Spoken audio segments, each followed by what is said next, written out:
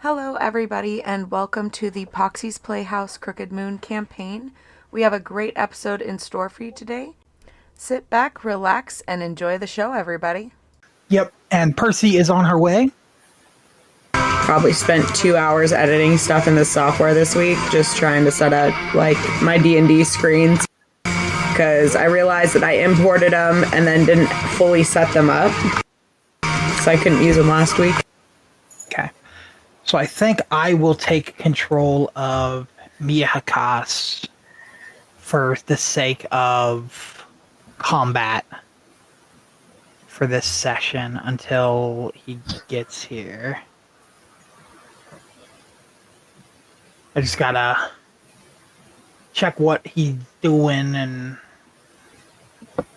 yeah, I think I understand what he's doing, actually.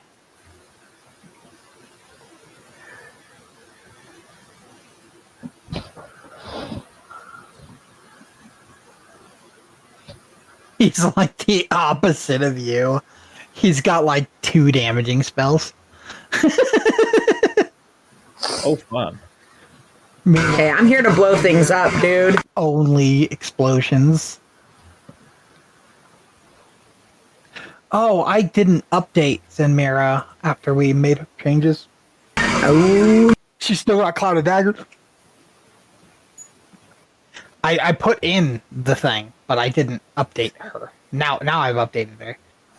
Now she has Blood Sacrifice, Dragon's Breath, Scorching Ray. I thought you were doing Orb. Or did you go Dragon's Breath instead? Dragon's Breath, Scorching Ray instead, okay. yeah. Cool. Yeah, you just do fuck tons of damage. That's your thing. Excellent. Things have to die. You can heal too.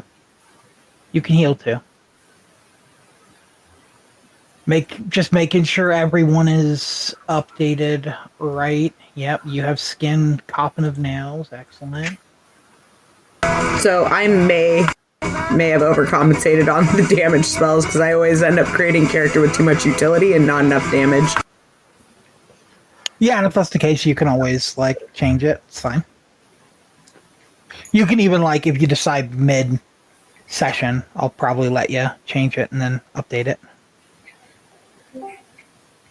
Hello! Hello. Welcome. Good evening. We've been waiting for you. Oh, I'm sorry. All good. No, you're fine. Here now.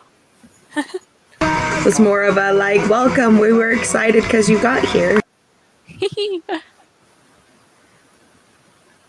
All right. Ah, Pulling up the gonna old clear the tabletop. chat so it doesn't take so much memory. What? When the chats go for several sessions without being erased, it takes a lot. Continuity. And the virtual tabletop is already very intense. It can be, yeah.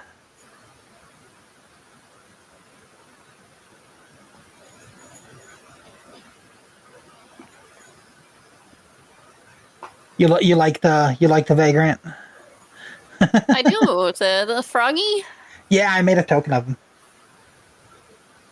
Oh, I haven't seen his token yet. Hold on. Yeah, I made a token for him. I also have a token for Philip and Adela. I remember their tokens. Yeah. I mean, all mustachioed, man. That would be Philip. Yep. Philip Gruskenvold.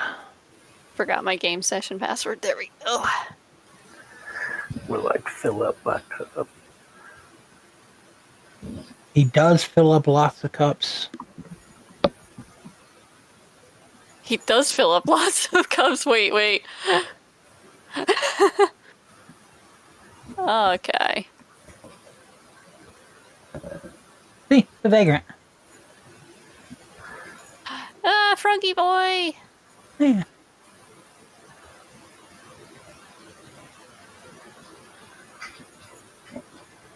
I finally made him.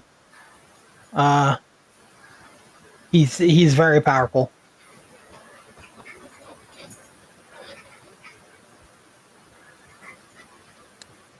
I should hope so. We might need his help fighting this train. Right, this is Oh, gonna you be think he's gonna help you fight the challenge. train? That'd be crazy.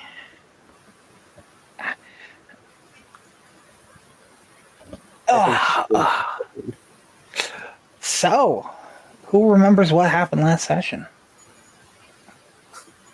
Ooh. Lots of train riding and ghost squashing. Yeah, I died I was just saying one of us died slash you multiple died times. fully. Yeah. No, he straight died. Yeah, just straight up died. He went down a couple times, but he did die. Dead as the coffin nail. Dead as the coffin nail. Okay, so you guys were fighting the Crooked Man. He was corrupting all the ghosts. As you guys ran through the train, you guys successfully only had one ghost get corrupted. Pretty good, pretty good. You did successfully get all the rest of the ghosts happy and on their merry way. And then he corrupted the fire of the Ghostlight Express, which ended up coming to life and fighting you guys, ended up killing one of you. And then when you killed it, catastrophe hit, and the Ghostlight Express crashed, and you all fell out of the Ghostlight Express. As you wake up,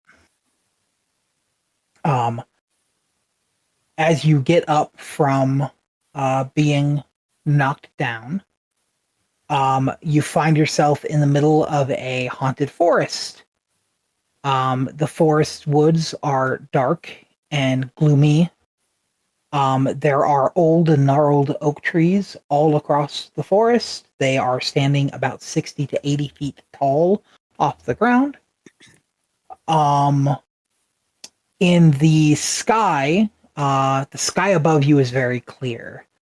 And shining down through the canopy is an unmoving crescent moon. As it glares down at you with a wicked grin, it sheds a dim light through the area. So the entire area has a dim lighting.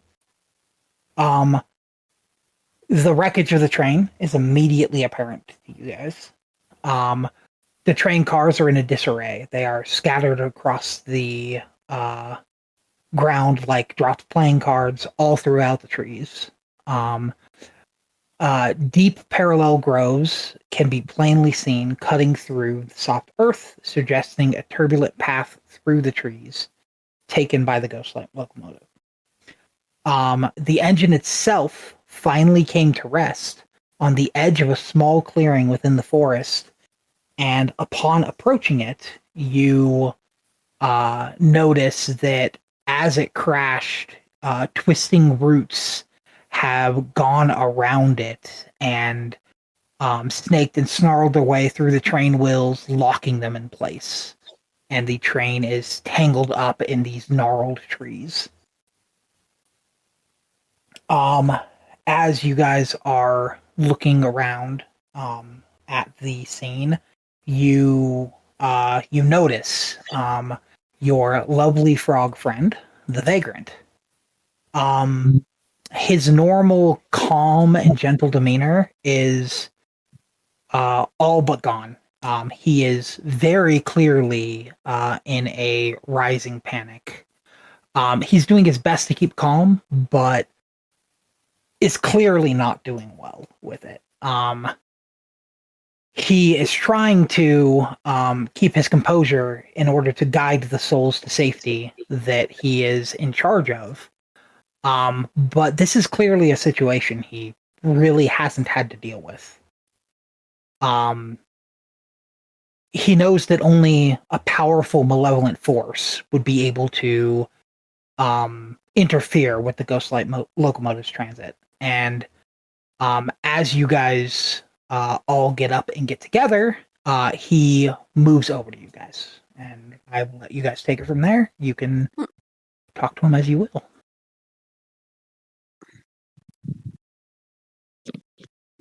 Ghostlight Express doesn't crash.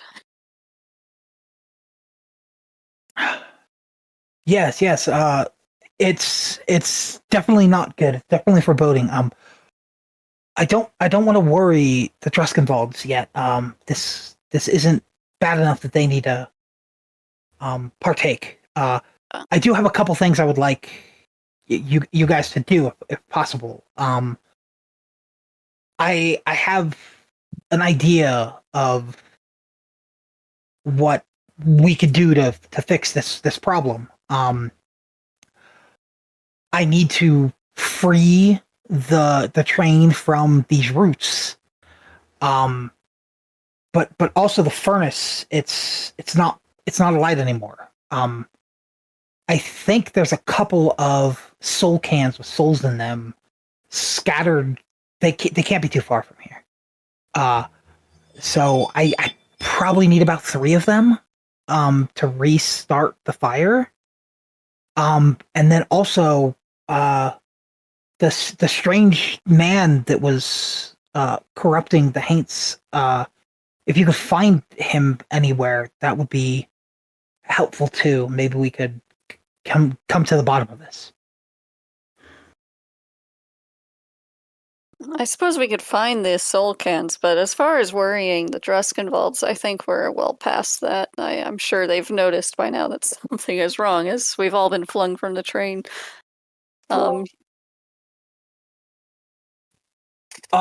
As you say that, you notice both Philip and Adela, they walk through the trees seemingly completely unscathed. There's visible damage to you and your party being thrown roughly from the train. Even the vagrant has some scrapes and bruises. And they just walk very nonchalantly through the forest as they meet up with you all. Oh, thank goodness. You seem to be unharmed, both of you. Oh, that, dear? Well, that was predestined. That was, of course, going to happen. Yes, as Adela says, it was definitely supposed to happen this way. I'm really curious. Maybe there's something I can do to help you guys? I believe that we've got it from here. Oh, well, if you need anything, I'll just be right over here then. And he takes a couple steps and he goes and like sits on the tree, and Adela also goes over there with him. And they just go and they chill by the tree. Odd.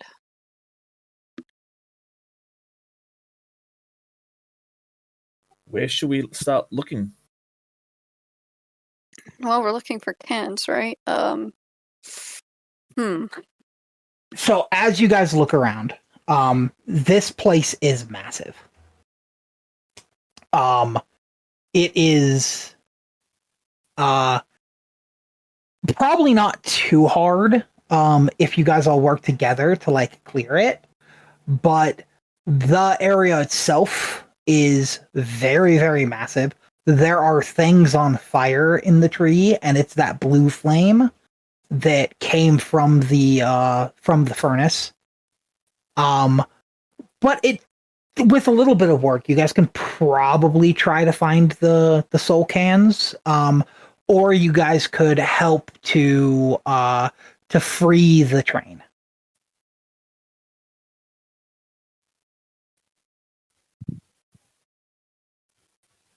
I'll get an advantage point somewhere so I can take a good look around and then just sort of scan the area with some perceptions and Vantage point. So you're gonna try to climb up stuff? climb a tree or something that is still intact. Sure. Give me a acrobatics. Let's see how well you in these gnarled trees. Let's see how well you climb it. That's pretty good. Oh. Yeah, I'd say you probably like climb up here somewhere. And then you can like I'd probably give you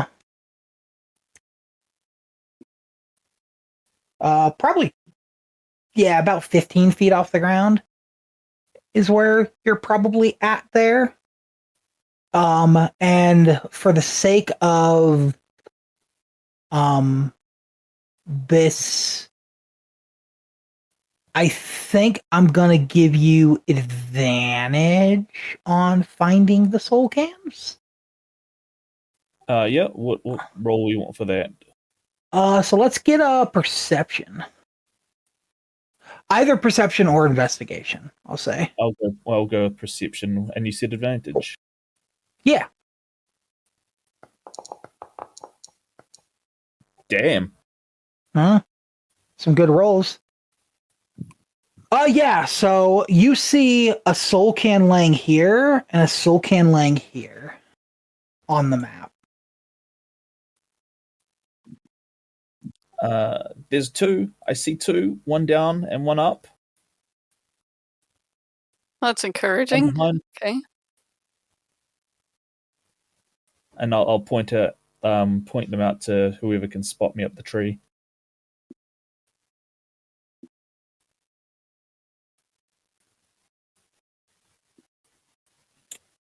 Right. So one over here. I'll go down to the first one I spotted, which you said was here. Yeah. Follow It's right. you. It's right here. Yeah, where Percy Oh, just I moved. landed right on top of it. Yeah. And then the other one close. was right here.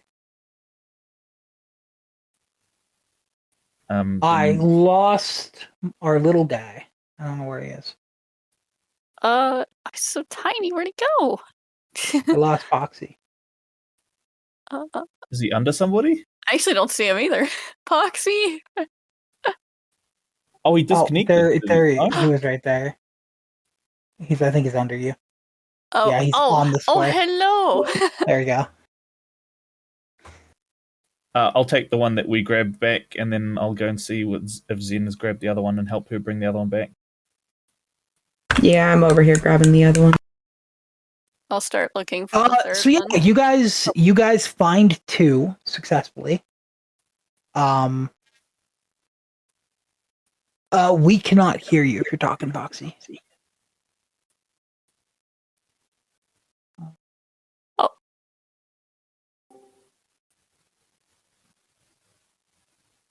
You there? Poxie. Negative. Appear to be having technical difficulties. Might have to change the Discord settings. It might be going through the wrong thing.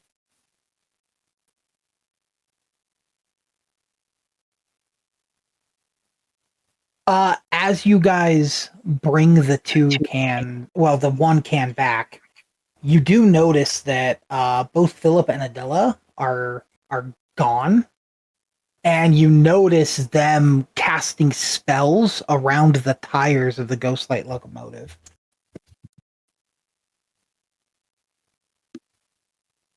Oh. I'd assume that they're trying to get it to maybe move out and get unstuck it. Yeah, they seem to be. They have decided to help anyways, and they are starting to remove the vines from the train.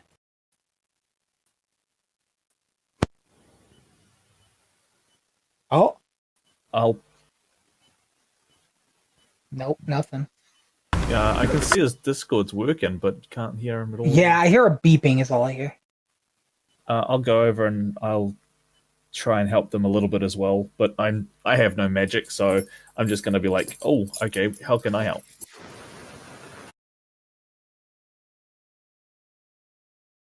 I leave the canister with the frog.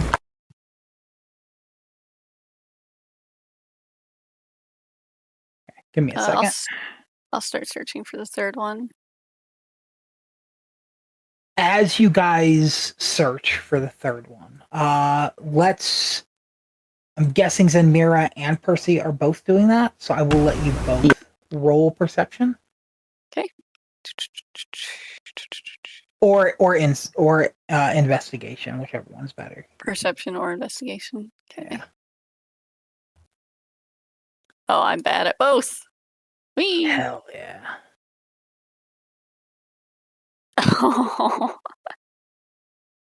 Wow. How about now? Aha! There's All right. there's that Poxie. How you both got 8, one with a negative and one with a... Catch me up real quick. I was trying to figure that out.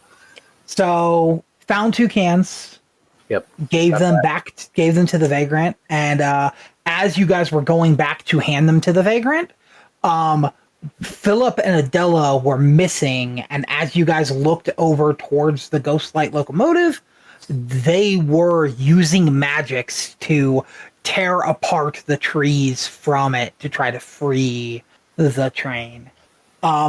As Zenmira rolls for investigation, she is close enough to Adela, and she turns to you, and she's like, "Oh, come on now, darling.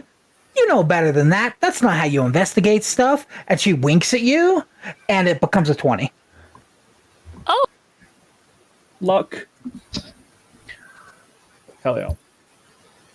And with a nat 20, you are temporarily have an out-of-body experience from your character. From you, it feels like you're just floating above, but everybody else sees a almost simulacrum of your character shoot out from behind you, and it's like a blood clone, and you float up, and you can see everything as you scan the entire area, and there is no soul can. There was only 2. And then you go back to your body. Well, that was weird. But I also don't think we're gonna find another one of these soul cans. what makes you say that? Well, I'm not sure what just happened, but I could see everything, and there's not another one here.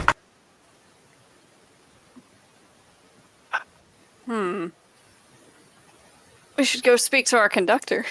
That sounds very concerning. Yeah, it does. I'm still 15 feet in the air, and I'm helping... Oh, you're not 15 feet in the air anymore. I'm guessing yeah, you got down to help them, yeah. I was just thinking as- that as well. As you go up to them, Philip looks at you and is like, "Well now, it's good to see you. Would you like to help us fix this train?" I'll do what I can.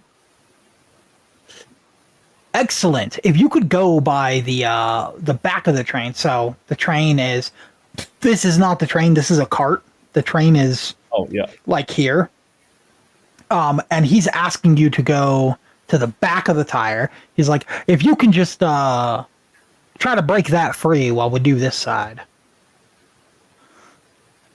And yeah, he asks you to try to break free one of the back wheels.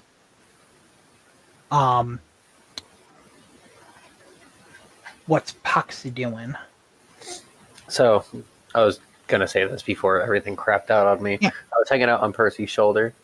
In an attempt to find the cans, I wanted to summon my pseudo-dragon. Sure.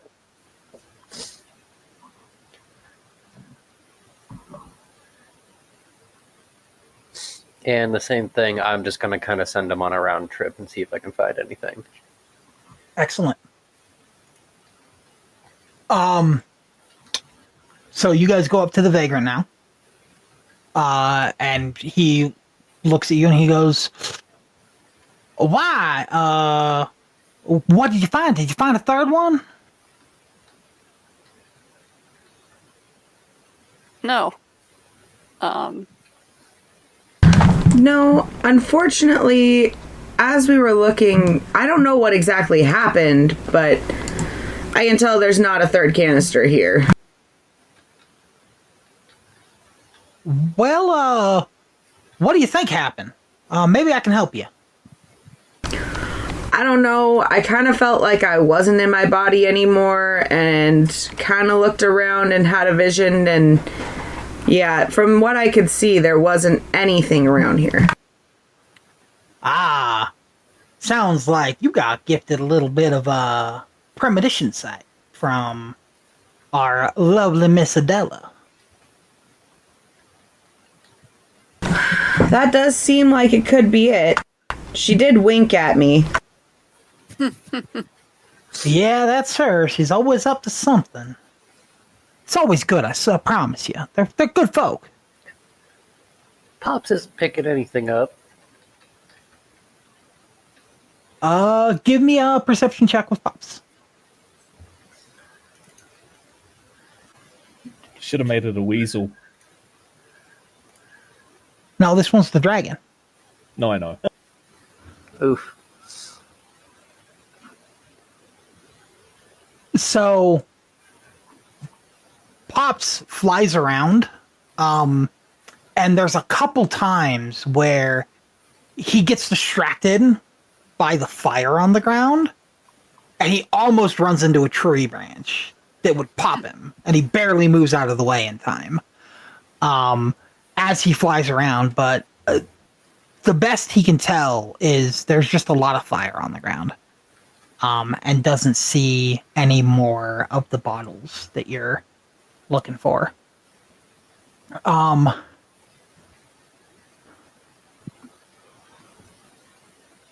Yeah.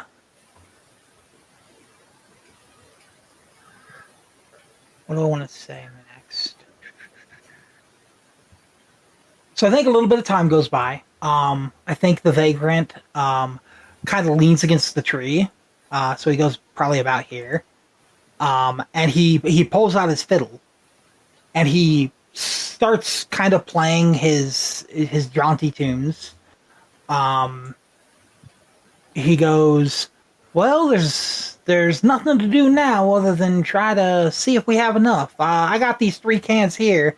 The other 2, that gives us 5. Maybe it's enough to start the engine. I was hoping we could get 6. Normally it's 6. But maybe I can, work a little bit of magic. And as he says that, you see a big swirl of magical energy around Philip. And he starts to lift the train off the ground. And it gets probably about 4 inches off the ground. It breaks a bunch of the branches. There are still some in the wheels before it falls to the ground.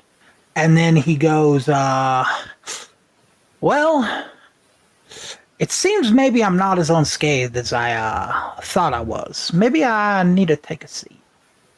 And Adela looks a little worried as she moves over, and she goes, oh, darling, please sit down, please. I'll handle it from here.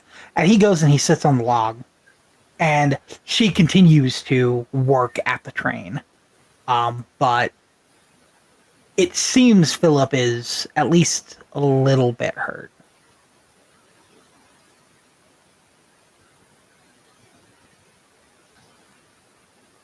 Can I send Pops over to try and console him? Yeah. So he looks at the dragon a little curious. This is the first time he's really seen a moving balloon animal. And he kind of like gently pats its head. Because he's afraid that it might pop it. When he does, there is a static shock between his finger and Pop's. That is magical in nature.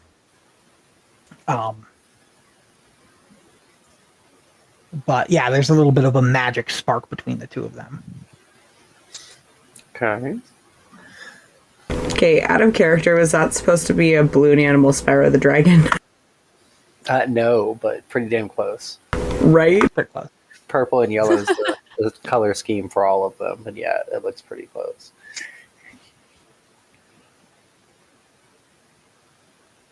Because there is a collection. Anybody else want to do anything? Gonna ask the conductor what we can do without that third canister. Well, I'm going to play my music. Hopefully, I can get another Hank to show up. And then I can capture it and use it as fuel. If none does, we're just going to have to make do with the 5. And hope it works. Hope it brings it back to life.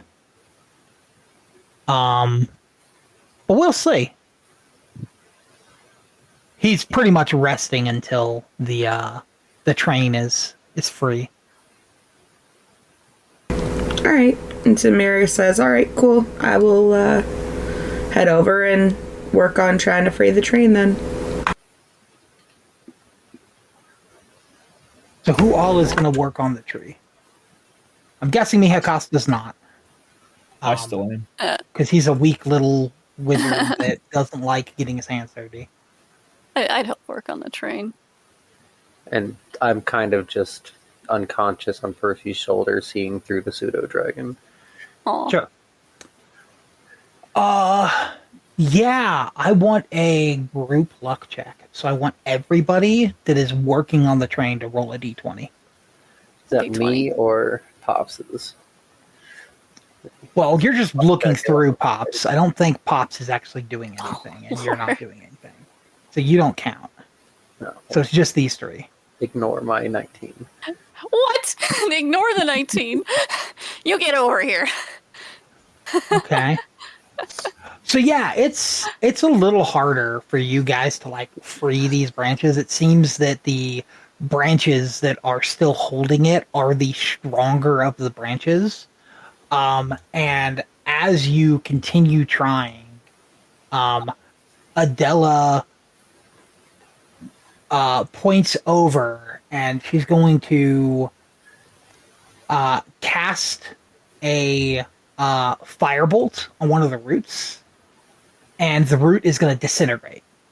And then she's going to look and she's going to cast firebolt on another root, and it disintegrates. Oh. I start casting firebolts right alongside her. Sure. Every time you do, it disintegrates. It seems that attacking the roots might actually be viable to free this thing. It doesn't seem that it's just Firebolt that can do it. Other spells and other attacks seem to be able to do it. Okay. I'm going to make some mad dashes and start popping them off one by one for 3 attacks. Sure. So you're using your flurry of blows for this? So you're... Yeah. Or are you just taking your time and just doing attack and then bonus attack? I'll take my time and attack it once, and if it doesn't go there first, I'll hit it a couple more times, or move on to the next and hit him. Sure. Everybody that's making attack actions on it, do another luck roll. So it's a d20, yeah. Oh, Lord. Jesus.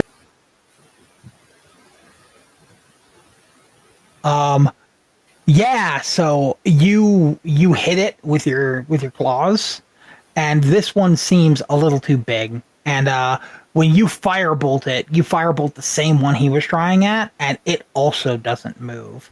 But as you both hit this one branch, the wheel starts turning a little bit, and it starts to get some tension on that root. And it seems like the train's starting to wake up a little bit.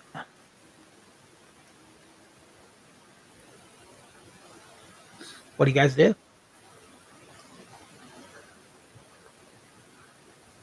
Send Pops in to try to help break it up. Sure.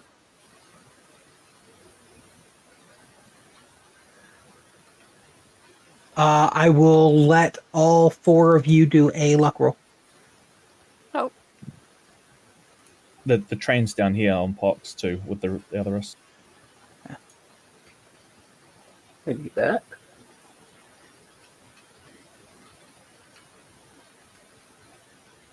Two fours in a row for me. Excellent. Okay. As you guys all work together on the God.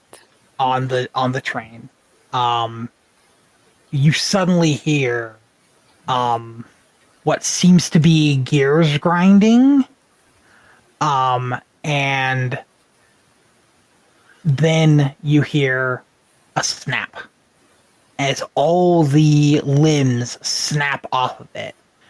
And then a thunderous roar shatters the stillness as the ground trembles and the ghost-light locomotive starts to tear through the foliage.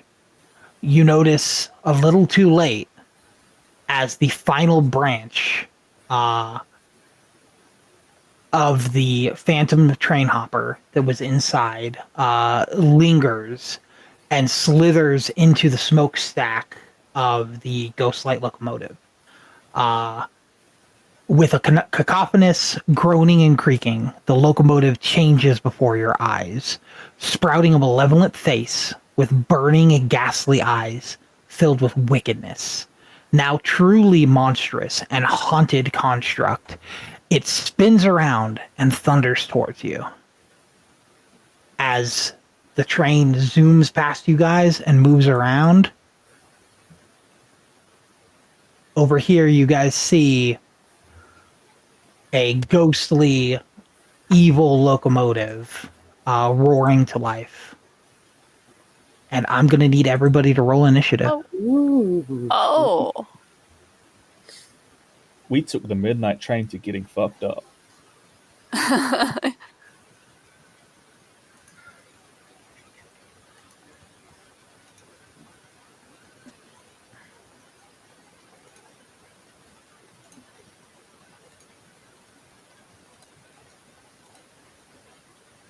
And then I am unfortunately under. There we go.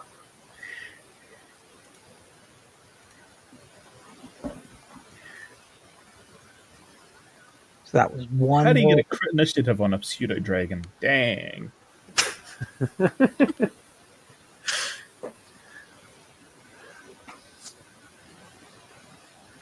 And it is Yeah, not. that rolled it's pretty not perfect. yet. Let me look at something real quick.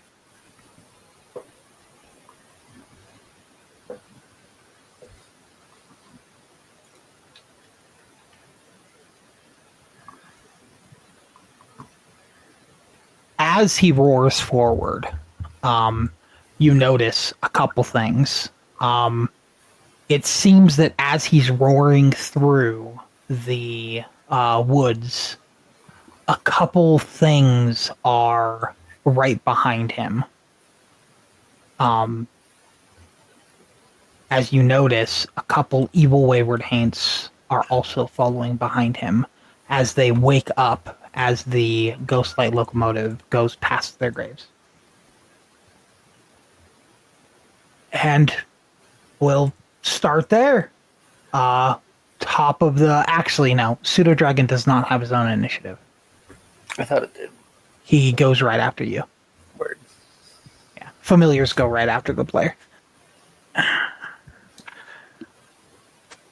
So we will start with the Ghostlight locomotive, maybe? Oh yeah, I guess it did get the highest.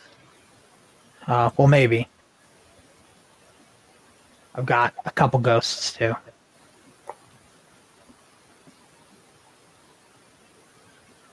Yeah. Jesus. So the Ghostlight locomotive is going to start his turn.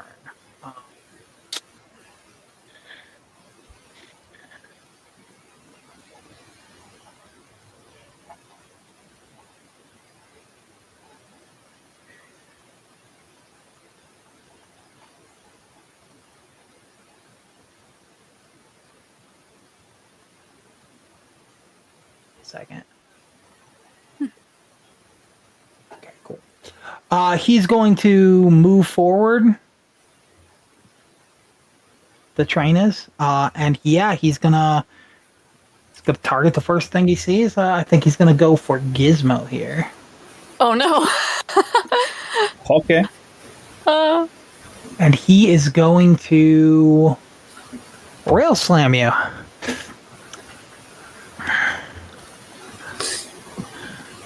Denied. Which is going to be a miss. And that is going to be his turn for now. Well, he really tried to rail you. That reminds you of a joke. And next we're going to go this wayward. Which wayward? This one. I need to know his move speed. What's his move speed? 30 fly. He's going to move closer. And I think he has a ranged attack, but I don't think it's close enough. No. No. Excellent. Mihakas is up.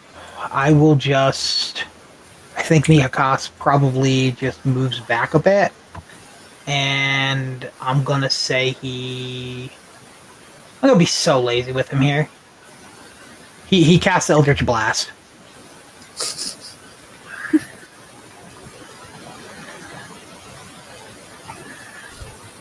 That went on forever. Which hits.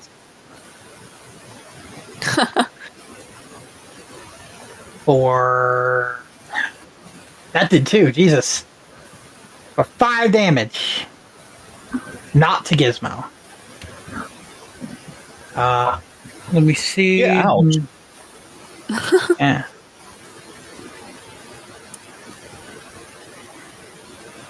And yeah, the Ghostlight Locomotive takes it. I don't think he has any bonus actions on Mihakas, so that's going to be his turn. Gizmo, you're up. I didn't hit my thing for my flurry of blows before, so I'll do that. So that I wasn't having you use flurry of blows on the vines. Okay, cool. You had literally unlimited amount of time trying it. It wasn't like necessarily in a rush, so yeah, I wasn't going to have you use a valuable resource, so you're good. Oh, sorry. At the end of Miyakasa's turn, the Ghostlight Locomotive is going to use a legendary action. Oh.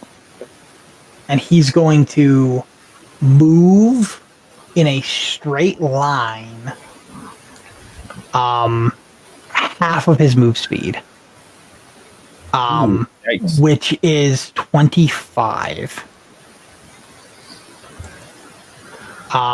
He's currently moved 35, so it'll go up to 60 when he does. No. What?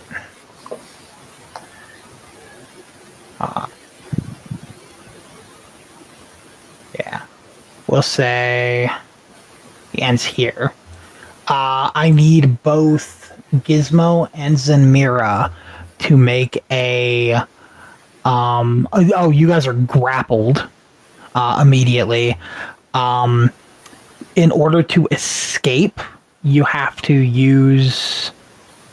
Oh, you could still attack normally, you just had disadvantage. You can escape if you use a either athletics or acrobatics, and it takes your bonus action to do so. To try to escape. Oh. Oh, yeah.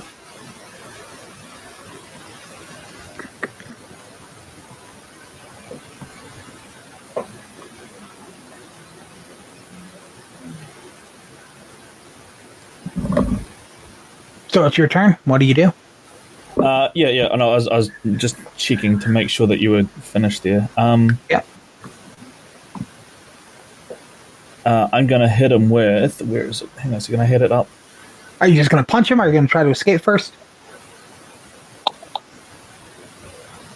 I'm going to hit him with my disadvantage. I suppose I can try and escape first. You said that's bonus? It's a bonus action, yeah. I'll use some athletics to disengage on that then. Sure. Roll it. Acrobatics or athletics? Can I use athletics? Either one, whichever one you want.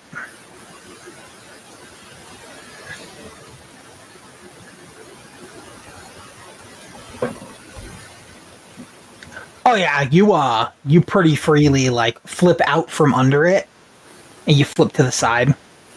I'm going to hit him with my under again. You're gonna punch it with the curse claws. Indeed. Sure. Picturing him doing this like Halloween cat type move, like the back going up and going "Meow," right out from under it. He stepped on my tail. I'm going to hit him. No, I'm not. Yeah, it's not gonna do it.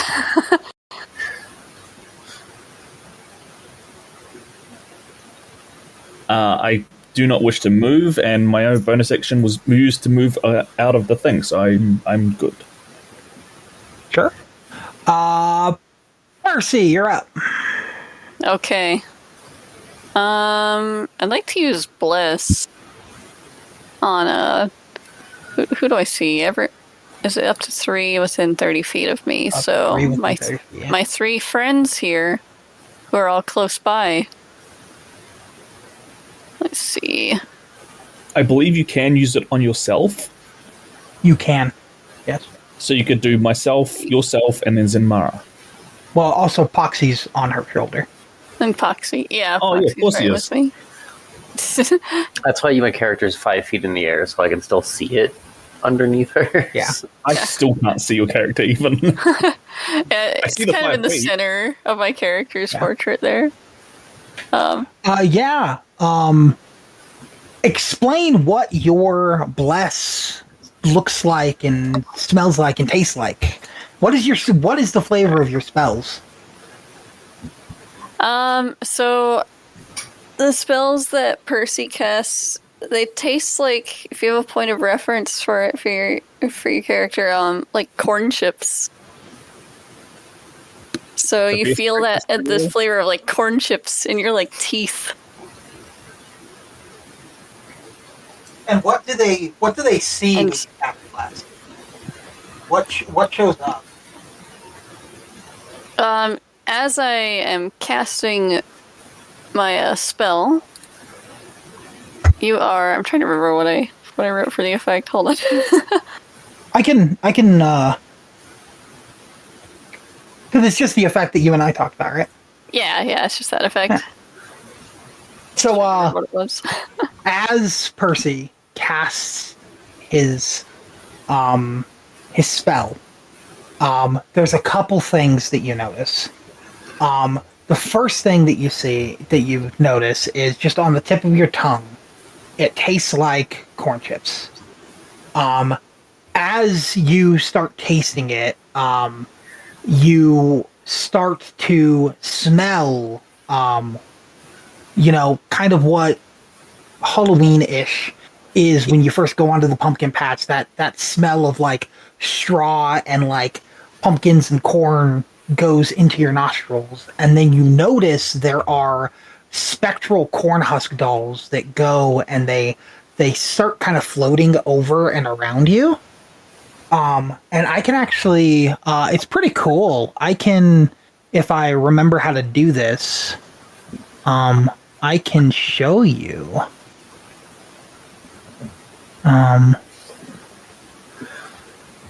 The only part in of a that I second. know about is corn chips. We don't have pumpkin patches and stuff like that for Halloween here because we don't Sure. really celebrate it. But I know what you mean. Oh, really? Don't even celebrate it. People try. But yeah, it's not really a big holiday.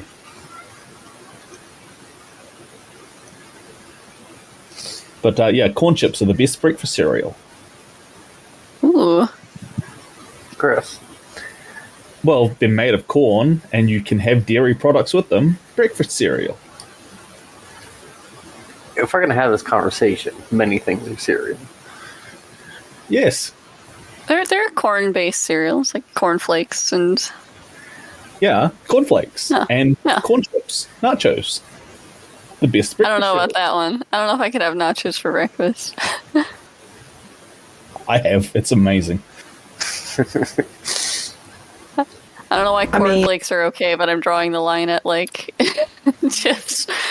I don't know. I think Sweet. breakfast nachos sound great. Like, just throw some, sausage and bacon on some nachos. Like, I don't know. Sounds Actually, good to me. okay. I'll let you cook because you could put like some like salsa verde on it and some Exactly. eggs. Oh my gosh.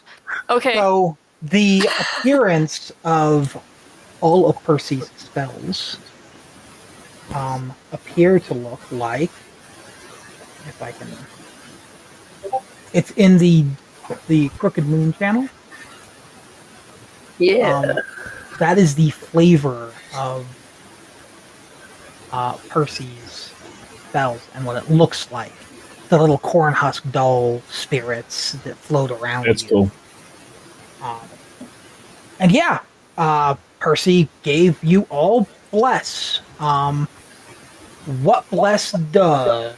Let me get information. Not Poxii. That's Percy. So, bless up to 3 creatures. Whenever they make an attack roll or a saving throw, they can add a D4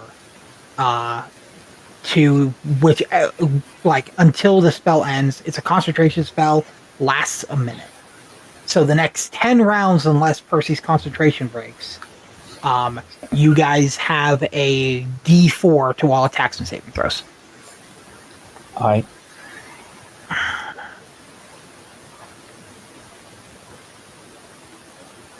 very good. Thank you. Boom.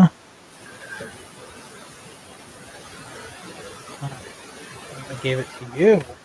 Oh, that's cool. You put an icon on us as well for it. No, but it only gave it to you. Oh, okay. Yeah, I only see it.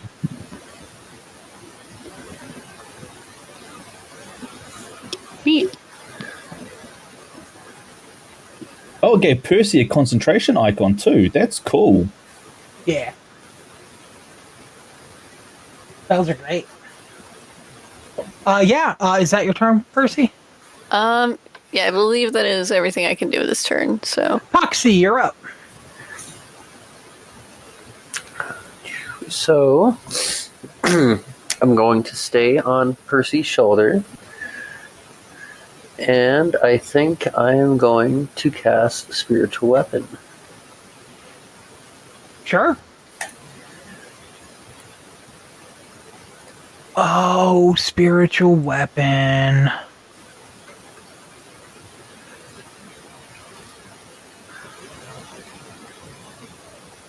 I don't have this one made.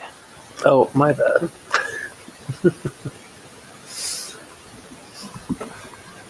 It's fine, it's fine. Give me a second. I can make it right now. I think you gave me one. Boom, boom, boom, boom, boom, boom. That's 2 little floating swords on the map. Yep, that's your... That's Kinda. cool. I'm working on it. And obviously these are flavored as balloons as well, so just sitting on Percy's shoulder, blowing some tiny little balloons and sending them off into the air. That's got to be the fastest balloon in ever. Oh, multiple. Where's the multiple? Let's fix that. Like I've seen some balloon animals be made pretty quickly. There you go. Those are got to be real fast. Fixed it. Well, Poxii just exhales the floating gas, so... oh, that's right. Hey. I fixed Cool it. guy. There's your hammer. You should be able to use it. Thank you. And I believe you immediately get an attack action. You. Natural 20. Roll that crit. By the way, I will point out a natural 20 with the arcane sword is apparently, I'm trying to for figure some reason, a -5, I was gonna say, which is not true. Here, we'll roll damage up right there. Because it's... So rolling damage is It's a crit. make sure it's a crit. What the... That is way more Oh dice, my too. god. That is not correct. Okay. Okay. You just tell me what you. Tell me what you want. It's 2d8 plus 3 is what a crit is. So roll 2d8 plus 3.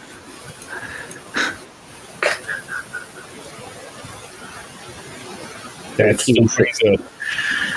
And then we're going to add 3 to it, so it's a 16. What kind of damage is that? That's a good question.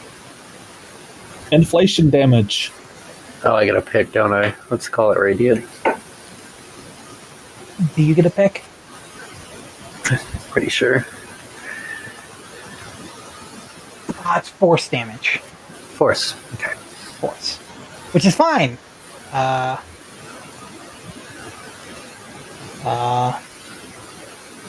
Minus 16. Excellent.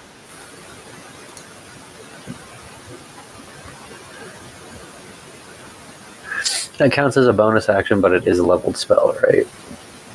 Yes, it is a leveled spell. Okay.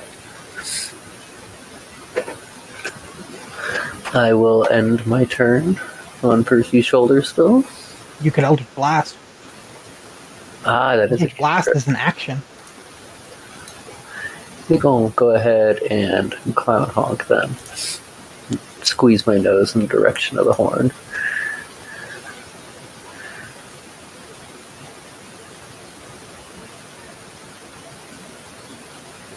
It's a miss. That's what I figured. Okay. Give me one Did you count this? second. Oh, did I count bless? I think it would have added it. Yeah, plus 4. No, you have to do it yourself. So you can roll a d4 every time. So slash R roll 1d4. Ooh. Still misses. Okay. That gonna be your turn. That'll be my turn. At the end of your turn, he's gonna legendary action. And he is going to ghostly rails again.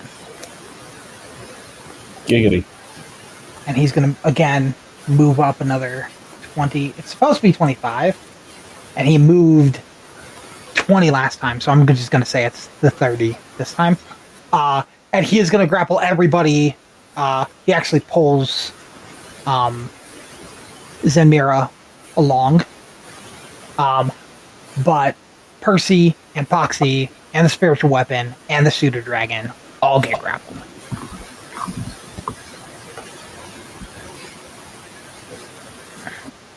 You said it's an Oh boy. break free? So it's a bonus action to break free. Okay. Your pseudo dragon can break free or attack. But your pseudo dragon gets one thing because he's a familiar. Right. So he gets one or the other. And I'll leave that up to you. I think he's fine with being grappled, and I'll have him go for a double bite attack. Sure. It is at disadvantage. Because he's grappled.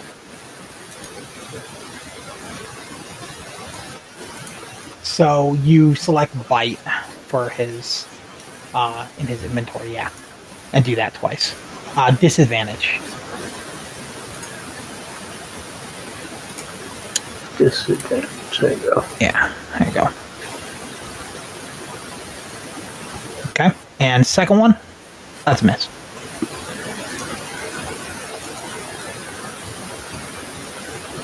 And that's another miss. Oh no. Okay. Yep.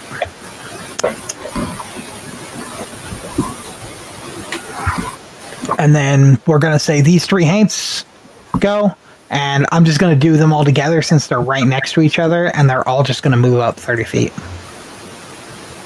Okay. And then it's Zenmira's turn.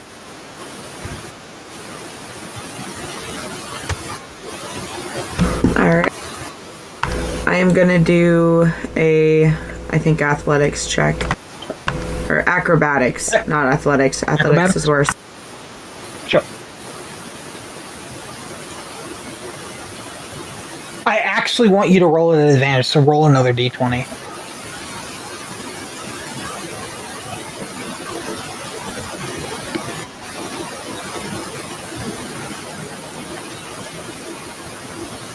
Woohoo! Sure. Yeah, you break free. The way your character breaks free is you actually fly up 20 feet, and you're going to use 20 of your movement doing so, but you are 20 feet in the air with your wings when you break free. So you are flying probably about 10 feet above the train now, presumably out of its range. Okay, and I'm going to fly backwards the rest of my movement speed. Which is 10 more, yeah. Yep. And then... Wait, no, I can only do one thing, huh? You can make an action now. So you use a bonus action to break out. Cool, cool. It moves you up 20 feet and then back 10, so you can action. Let's go ahead and magic missile this train. Sure.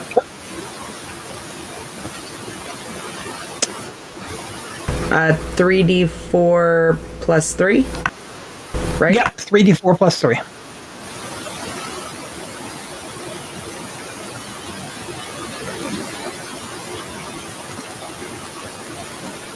Ooh, very good. 12 damage, nice. Ends my turn, sir. Yeah, so it's starting to look a little like after the first turn of everyone hitting it, the blue light does dim a little bit, and then it gets brighter. And at the end of Zenmira's turn, he is going to legendary action. And what he's going to do is he is going to haunting whistle. So he is going to haunting whistle. He is going to target Zenmira. I need you to make a wisdom saving throw, please. Tell me you have a sound effect for that, because that'd be cool. I don't. Oh. That's still pretty Jesus.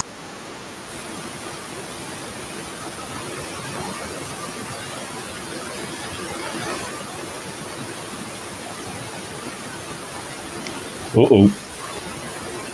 Okay, so what's going to happen is you are going to take a D8 damage, and you are going to have the frightened condition. So I'm going to give you the frightened condition. I will go over what that means in just a second after I roll damage on you. Ooh, max damage. And you're going to take 8 damage. It's done. So the frightened condition, what this means for you. You have disadvantage on all ability checks and attack rolls while the train is within your line of sight. You cannot willingly move closer to the train because it's your source of fear. So you cannot move towards the train, and as long as you can see the train, you have disadvantage on all ability checks and attack rolls. You have the frightened condition until the end of the train's next turn, which is just this next turn. So you're probably good. Probably doesn't matter that much. But now the train is going to go. And what the train is going to do...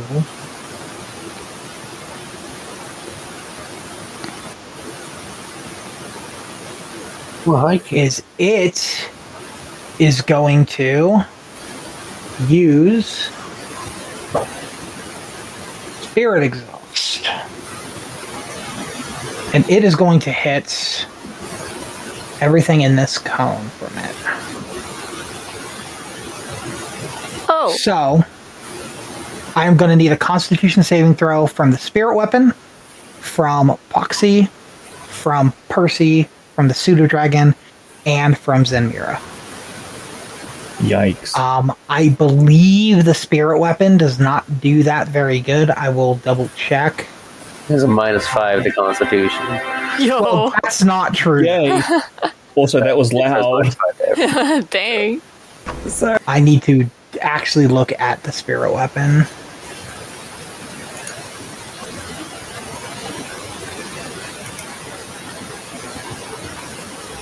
I'll turn that volume down on that one a little bit. As a jump scare.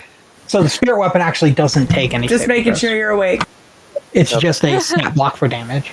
The Suitor Dragon does. Poxii does.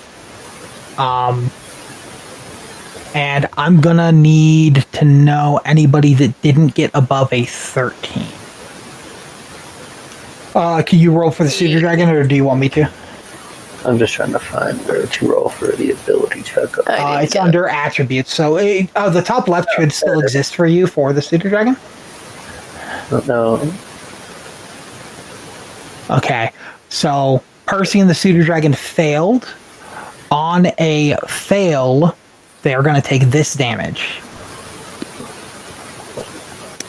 So on a fail, not very bad. Oh, So we're going to do 4 damage.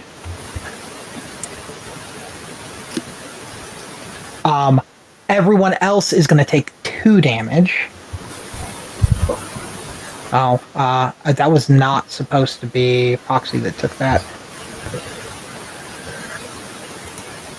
Sorry, Poxii took -2. And Poxii, you need to make a concentration check, DC 10. In the chat, it should say DC 10 concentration. You should be able to just click that. Percy, you're also going to need to make one. Concentration. Okay. You did it with the Suitor Dragon. Is your concentration better than the Suitor Dragon's? I'm just going to add your con to it. Yeah, it should be one more. So you got a 5. Which means that your spirit weapon does vanish. That's fine. As you lose concentration. I'm going to move you back in just a second. You're fine.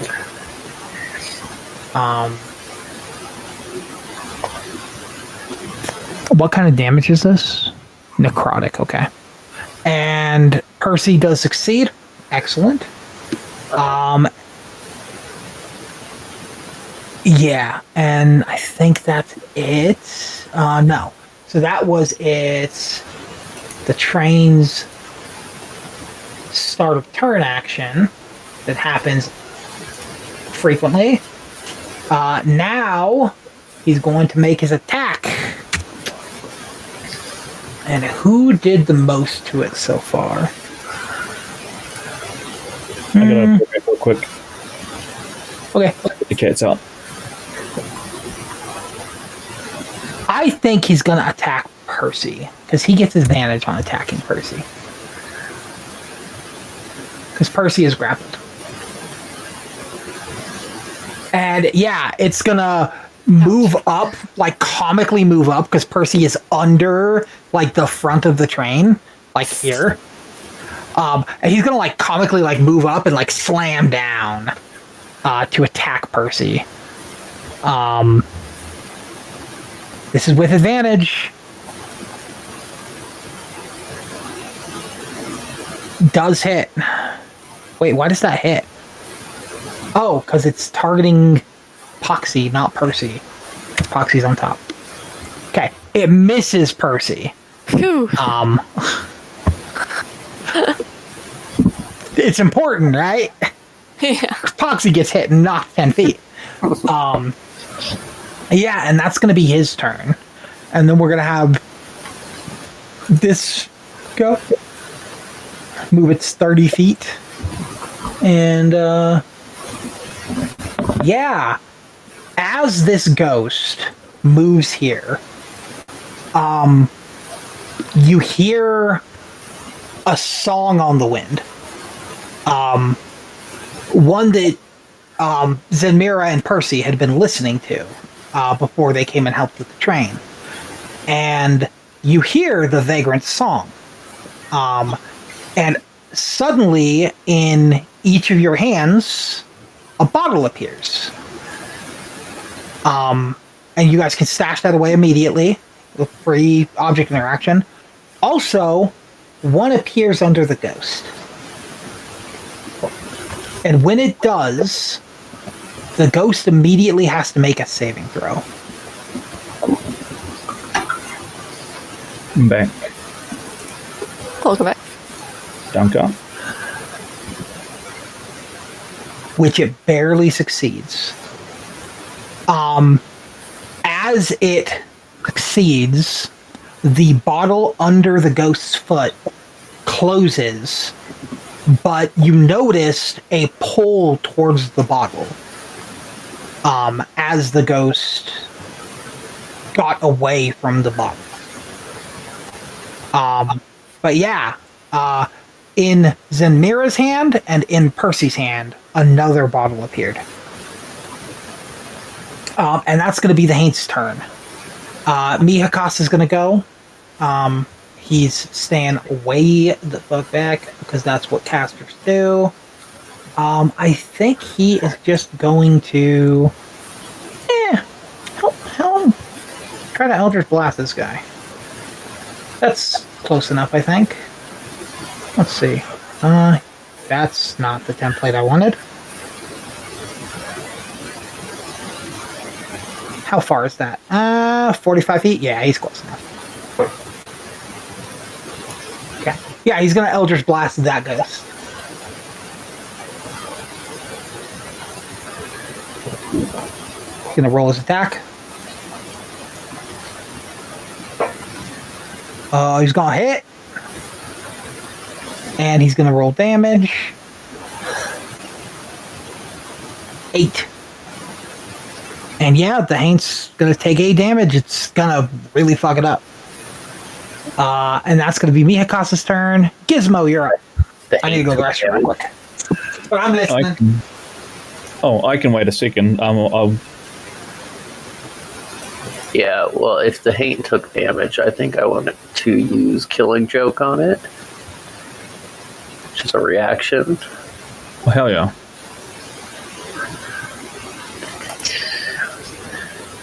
Let me figure out how to do that on here. Because basically it just casts... we cast Vicious Mockery at the creature for taking damage.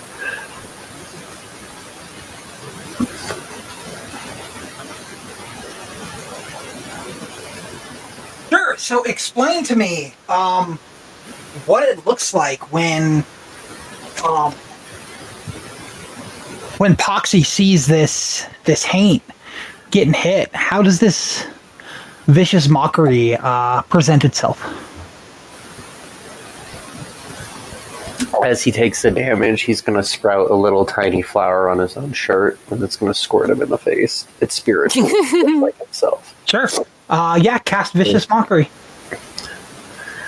Figure out how to do that without... It's under your spells. Mm-hmm. But I believe... It's just damage roll, right? Yeah, it's just damage.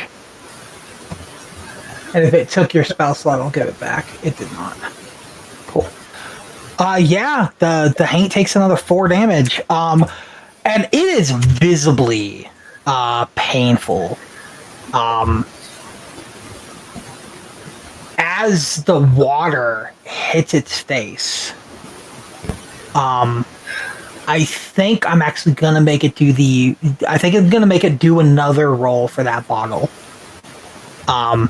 Because it wasn't just water. It was water from a flower on its own body, which is corporeal. So I'm going to say it's kind of like a spiritual water. And I'm going to have it do another roll. It's got to make another saving throw. Which it does succeed. So cool, yeah.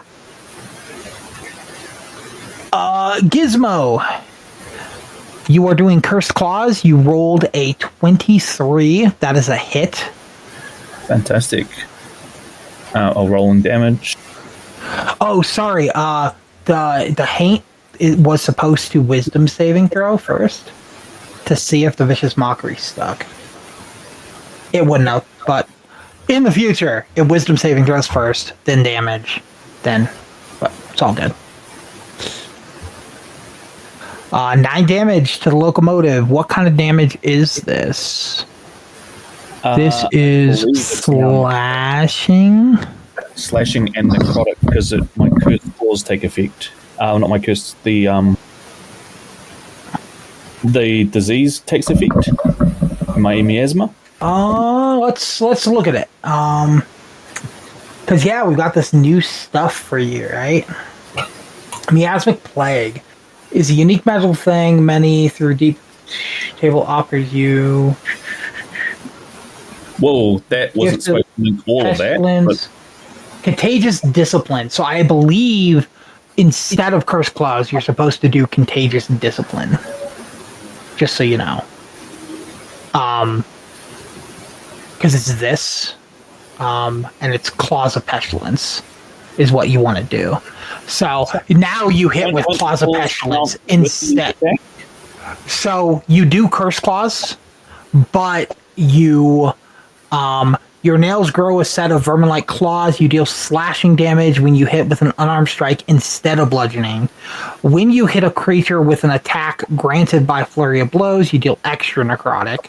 Oh, I haven't hit with Flurry of Blows. You didn't Flurry of Blows, but it's either you curse or you Claws of Pestilence. It's one or the other. It's not both. So I'm guessing you're doing curse right now, and then your Flurry of Blows is going to be Contagion, is what I would assume. Which I think is what we talked about. Yeah, so it took the 9 damage. Monk's Focus for Flurry of Blows? Yep, Monk's Focus. Actually, no. Click, so Monk's Focus, which uses the point, and then go to your, roll attack. So you're going to roll attack twice, right? Yes. That's a miss. You can roll one more. You could do it one more time.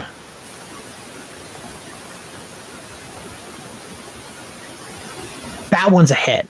So now under your features, I believe you can go. I think Gift it's of Pestilence? No. Miasmic Manifestation. No, it's sorry. Gotta go under it. It's Contagious Discipline that you want to click. Active features, Contagion. So it'll show the damage. When you hit a creature with an unarmed strike, you can expend a focus point to succeed. Okay, that's that part. But the Claws of Pestilence is the important part. Which it's going to add another 2 necrotic, and now also roll 1. You roll your Monk's Focus damage. 2. So you roll Monk's Focus and you roll Contagion. Not attack, damage.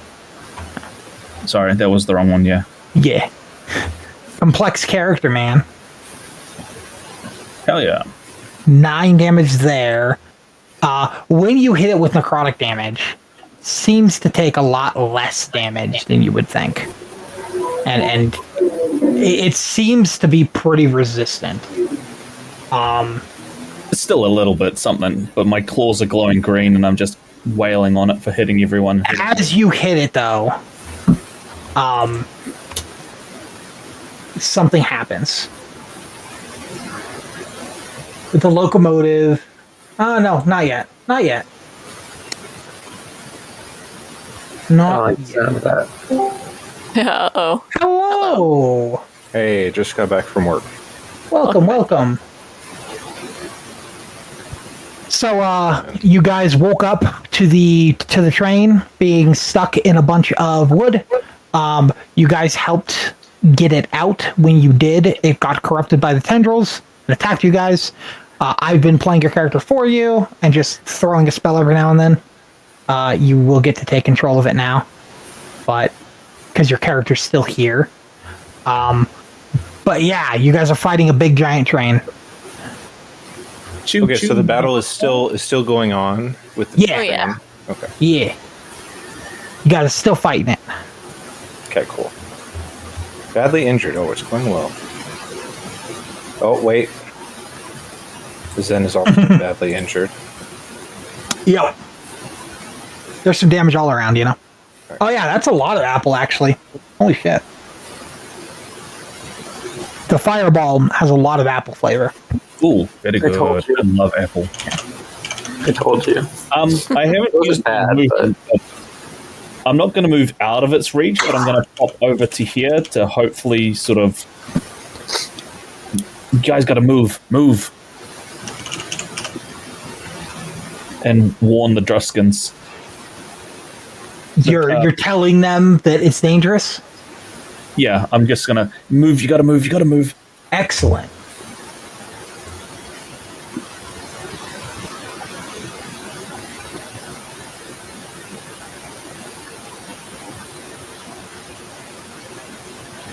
Okay.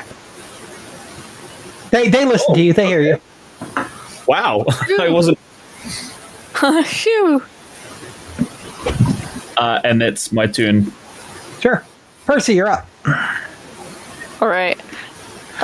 So I will say, and I haven't really told you guys this yet. When it comes to combat, GMs do have different ways players can use their turns. One of the ways is usually you can only talk when it's on your turn.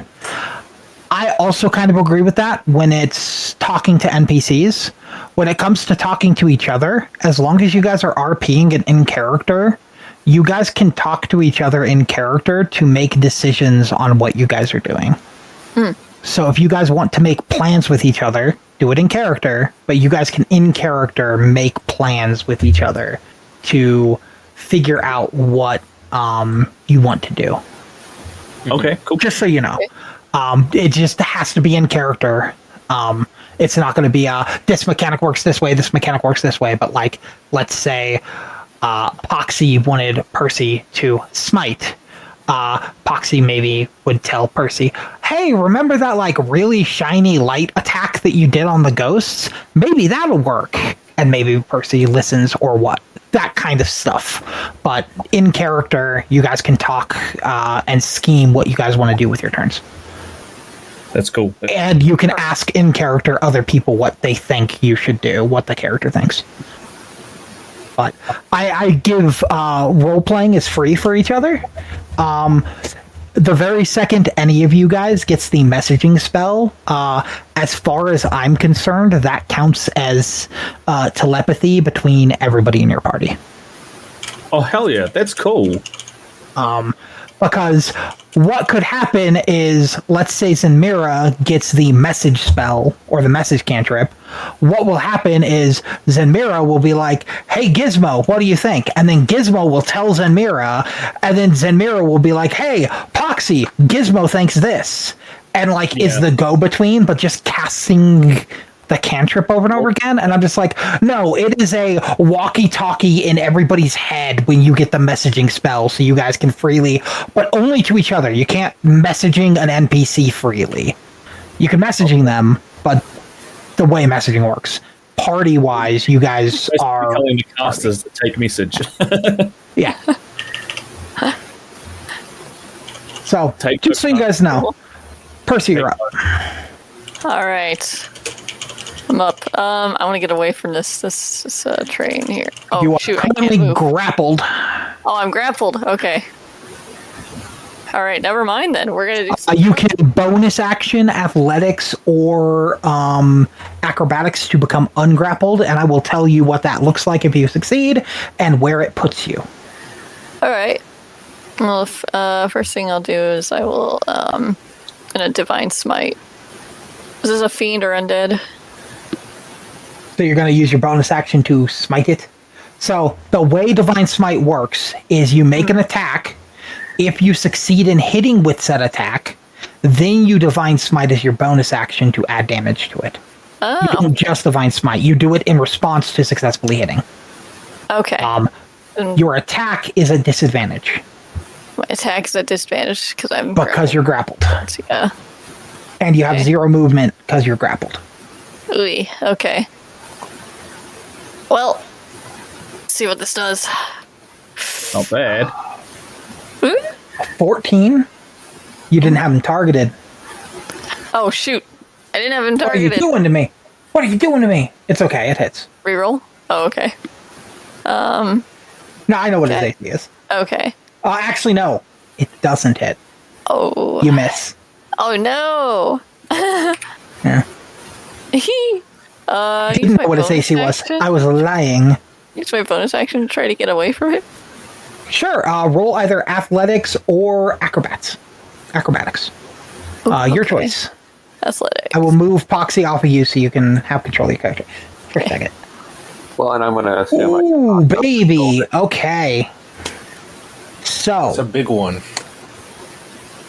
I'm going to explain what happens.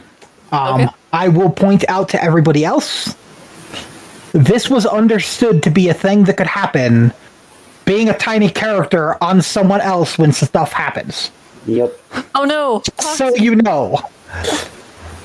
The train is on top of Percy. Poxii is on Percy's shoulder. When Percy gets away from the grapple, he successfully pushes the locomotive up and launches himself here. Poxii is still under the train. If Poxii does take a little bit of damage. Oh, Yeah, I take I'm sorry, two. buddy. No, it's my decision being on your shoulder. And Poxii is going to take 6 damage as the train falls on him. Oh. That's Yeah, good. That's a lot of damage. I will point out, this was an agreement before the game started that if Poxii decides to get on shoulders and stuff happens to that person, maybe Poxie's involved because he's on the person's shoulder. You successfully got rid of the grapple. Poxii is still grappled. No. Oh dear. All right, I think that's my turn. I think I have exhausted my movement. I believe you still have 10 move. Oh, 10 move? Yeah. All right. Step back a little. When you move back, you are moving out of the attack range of the train, Okay. which does mean that the train gets an attack of opportunity against you. Oh, shoot. And it's going to Okay. slam you. Nah. It Gonna does try. miss. So you're good. You get away freely. Whew. Remember, if you move out of range of something that can hit you, they get attacks yeah. of opportunity for their reaction if they want. Oh, I forgot. Poxii, you're up. So I'd like to use my bonus action to not be grappled. Attempt to not be grappled, okay. It is either acrobats or athletics, your choice.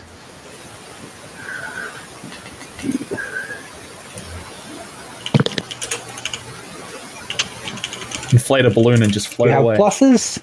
A 14 is exactly enough. Whew. Perfect. As Poxii gets hit with this train,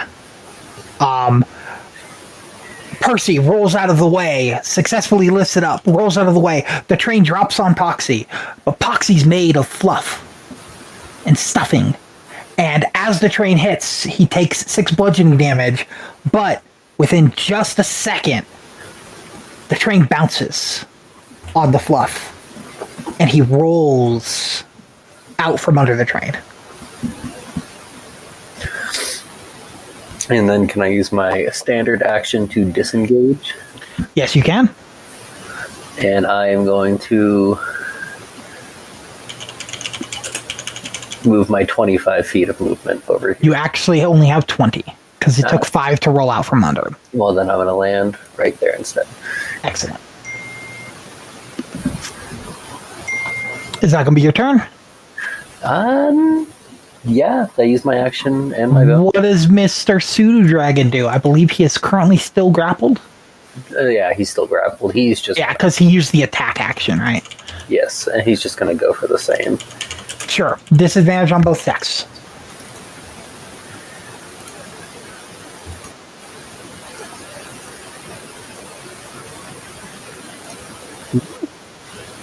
So 15, that's a hit. One more attack.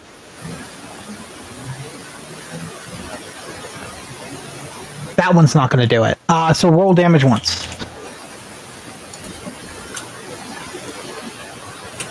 It's going to be 3 damage. Yep. Ghost Light Yeah. Locomotive takes it. Can I pop my reaction on that damage? Yes, you actually did already go through your turn, so you do have your reaction back. So yes. Perfect. Let me get my character, target it, and then we're going to go for a vicious mockery. Yep, let's make it do a saving throw first. It fails. What does this vicious mockery look like? Actually, no. It fails, but then out of sheer force of will, the fire in the steam engine, it flares up as your vicious mockery launches, and you can watch, because from your point of view, you see the magic going, and you watch as the fire goes out, and it eats your vicious mockery as he burns a legendary resistance. Okay. To succeed instead. That works for me. I'll say that the way it was going to be present was kind of like an oil spill underneath it. Mm-hmm. And let's just say the wheels just spun that out. Yeah, so the oil went, and as it was like mid-air, it lit on fire and burned away. Perfect. And that's going to be your turn. Wayward Saints. I got two Haints. This one and this one. They're going to do the same thing they did last time. They're going to move forward.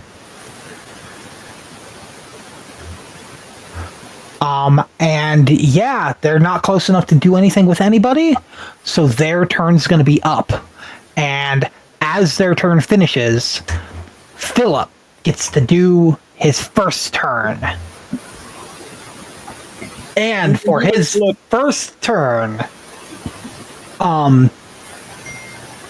he is going to, you said specifically, get out of here, it's dangerous. Yeah, get away, it's dangerous. And he looks at you, and he goes, now, child, you really think someone like me is scared of a little bit of a train? But fine, I'll leave you to it. But first, I'll give you a little parting gift for helping me so much on the train and giving my lovely Adela such a lovely time. And he is going to cast a level 9 banish, targeting every ghost except for the train. And they are going to be banished to the ethereal plane. Oh. I legit choked on my chips. And then he looks at Adela and he goes, now, honey, they said they don't need us. So I guess they don't need us. And as his bonus action, he's going to spawn a teleportation circle and burn an 8th level spell slot and teleport them to the other side of the tree, and they're going to teleport over here. And they are out of combat. What a great time he showed his wife. And you can see in the distance them just sitting there, him sipping a glass of whiskey, and she's just sipping her chamomile tea. And they're just sitting at like a table. Still not scared. Just a little in awe, but I'm immediately tuned back to the train at hand. And Zamira, you're up. Alright. I believe I'm going to fly up 10 feet and backwards about there. So you should be, what, 30 feet now? Yeah. Sure. And then I'm going to... Let's see. Let's go use a firebolt. Sure.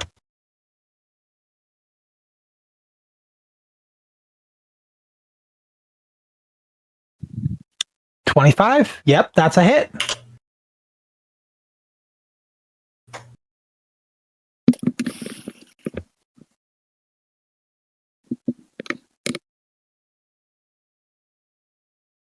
As you throw this firebolt, it seems to be a little bigger than you initially expected it to be. But as it hits it directly center. It hits it right here on the light. And as it does, it dissipates, and it takes less damage than you thought it would. Seems to deal less damage to it. Still took some damage, but less than you expected. Okay. I believe that ends my turn. Excellent. Let's try to roll this real quick. Let's see if this comes back. It does not. Zenmira, you're trying to burn the flaming train. I'm still trying to figure out what I can do. Hit it hard. That would be your answer.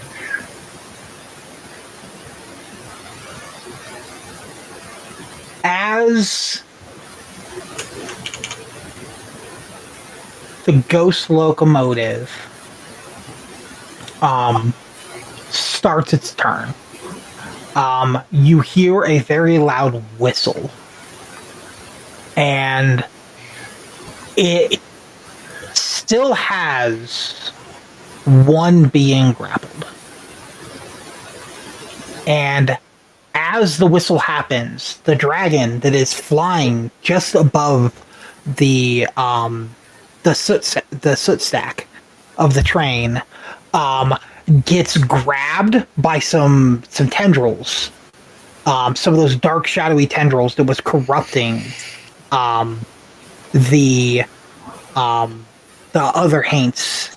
And you see for a second the pseudo dragon summon starts to blacken, but then it's made of balloons. So it goes away and blackens again and goes away, and then it just pulls it into the train, and Poxii can feel his familiar cease to exist. Oh no. As the train moves downwards. Get out of here, Pops. It does move out of the range of Gizmo. Gizmo can use a reaction if he would like to attack. Mm-hmm. It's just a regular unarmed strike. It's just an unarmed strike, yeah.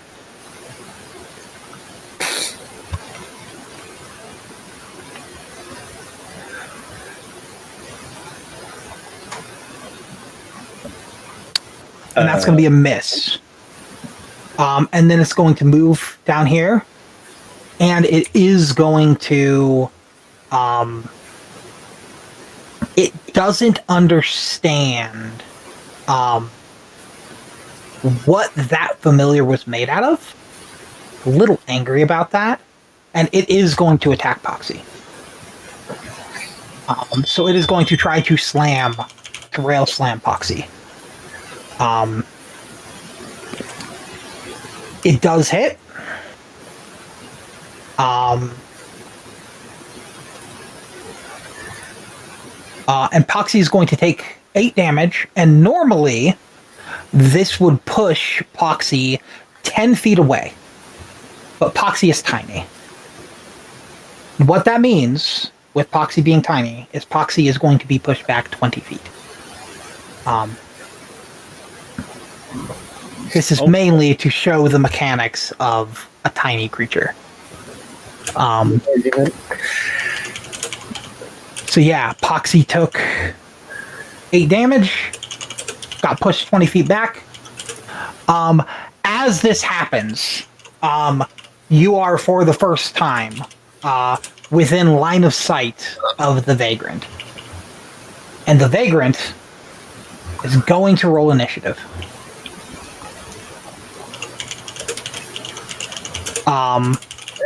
Excellent. The Ghostlight Locomotive is going to end its turn. The Vagrant is going to go. The Vagrant looks, and he looks around and notices you're very injured, and you can hear Poxii in your head. You can hear him say, "You seem to be having a little bit of trouble, child. Would you like some assistance?" Oh, absolutely. The train's getting a little froggy with me. as you say Froggy, you hear a slight chuckle come from the vagrant, but it is not from the mouth of the vagrant, and it's not in your head, but you hear it coming from the sky. And the vagrant leaps about 80, 90 feet in the air from a standing position, and he looks over the battlefield in the air, and he casts one of the few spells he's allowed to cast. It is also of 9th level. And he is going to cast Power Ward Heal. Oh. And he's gonna look at the train and say, "Hey, you! Leave my friends alone." And everybody that's damaged on the board gets immediately fully healed, and then he lands at the table and sits down and has a cup of tea. And everybody immediately gets full health. That's cool. It also drops all conditions too. Is that Correct. new or has it always done that? It's always done that. It is the strongest heal spell in all of D&D.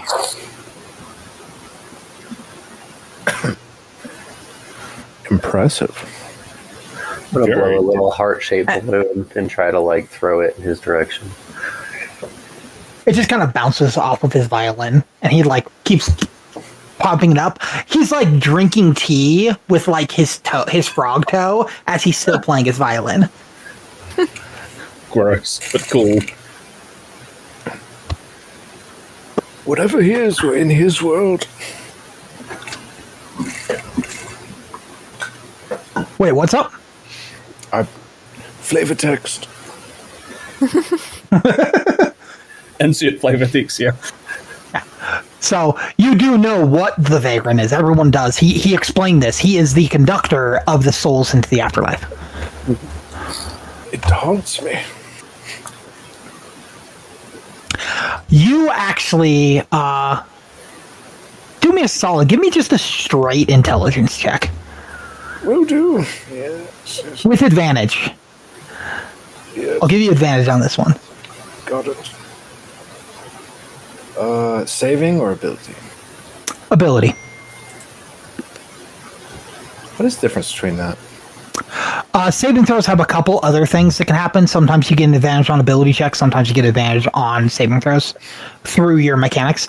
Yeah, I'd say that's high enough. You think about it for a second. You just saw 2 acts of magic that were so absurdly powerful in comparison to what you've seen.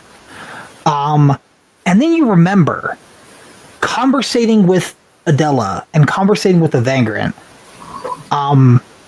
They both kind of surprised you a little bit when they were talking about the children of the children that are the old ones, the lesser gods, as they called it.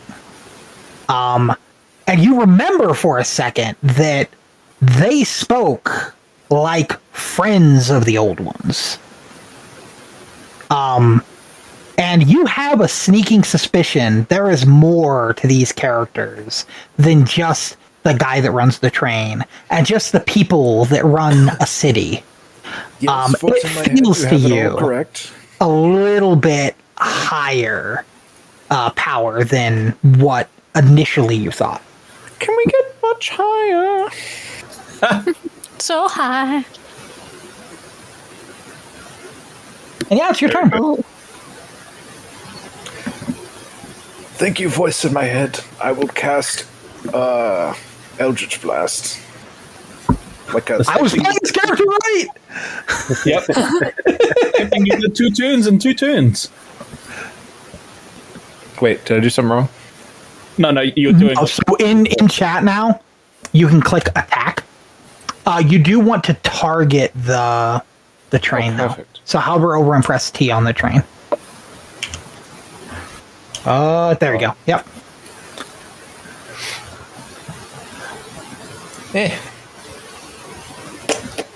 That is going to be a miss. Yeah. So you still have a bonus action, which I don't think you have a bonus action right now, but you still have your movement. It's kind of frustrating. Yeah. So So, by the way, if you find something like that frustrating, I told Morgan this. I'll tell you this too because you're a caster. Poxii already knows this. When it comes to casters, I kind of freely let them change spells when there are spells they don't like, and if there's something they feel like their character's missing. So after this session and through the next like week, if you want to like look through spells to like find a bonus action or two to add to your long rest every week, essentially. Kind of. So you're a wizard. So you only learn a set amount of spells. So you'll have to remove a spell from your book to put a leveled spell in because you're a wizard. And wizards have to actively learn their spells. But if you grab something that doesn't feel right because you're missing something else, you're new to the game. You are playing and learning the game. So you find holes in your character as you play. Please go to your character sheet, find out what you don't need, remove those spells from your list, and find spells to fill those holes. Okay. It's that way you're enjoying yourself max amount. Okay. It's hard for me to judge because I have no knowledge of like what we're going to face, so I don't know if something's going to become useful or not.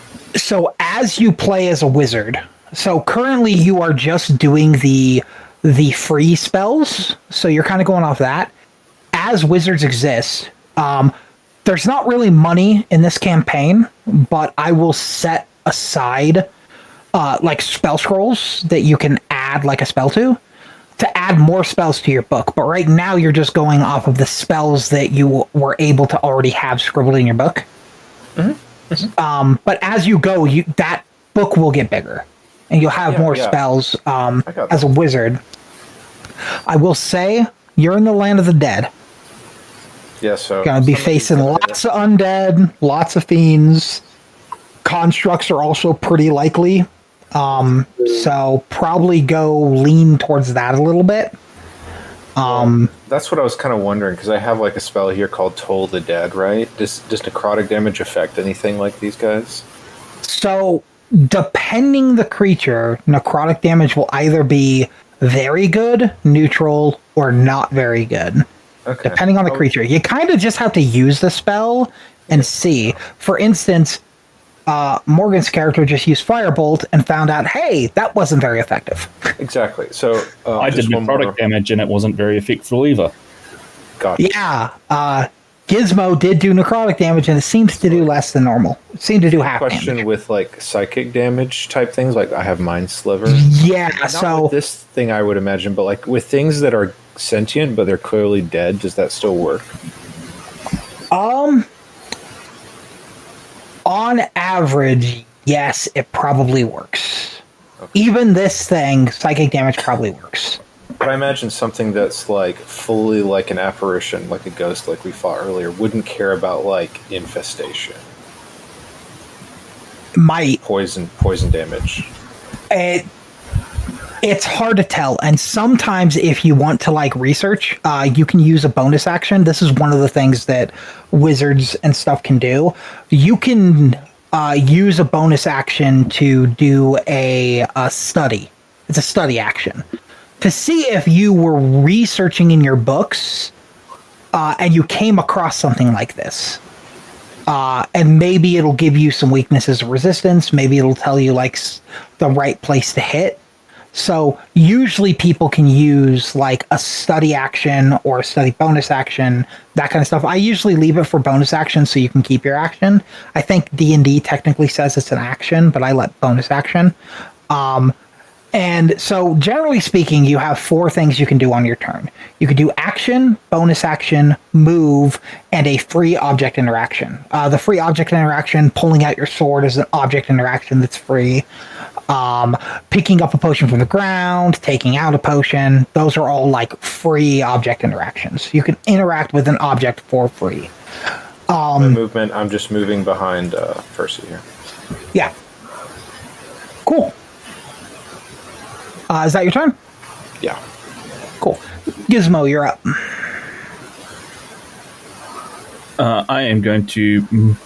jump up on it and literally jump on it and start hitting it. Cool. Give me an acrobatics check to jump on the moving train.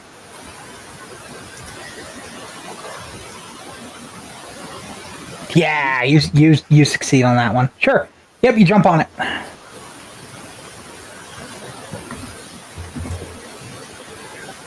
And I'm just gonna hit it with unarmed, and then bonus action hit it again. Sure.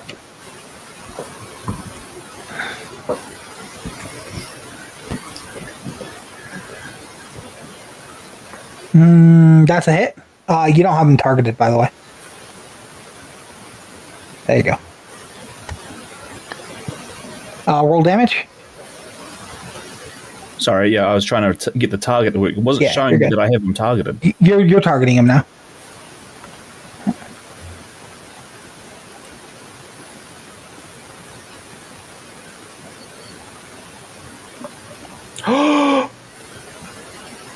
Yep. Are you flurrying? Yeah. Yeah, I'm gonna hit both. I think I can do both. Yep. Yep, that's a hit. And that's a hit. Roll 2 more damages.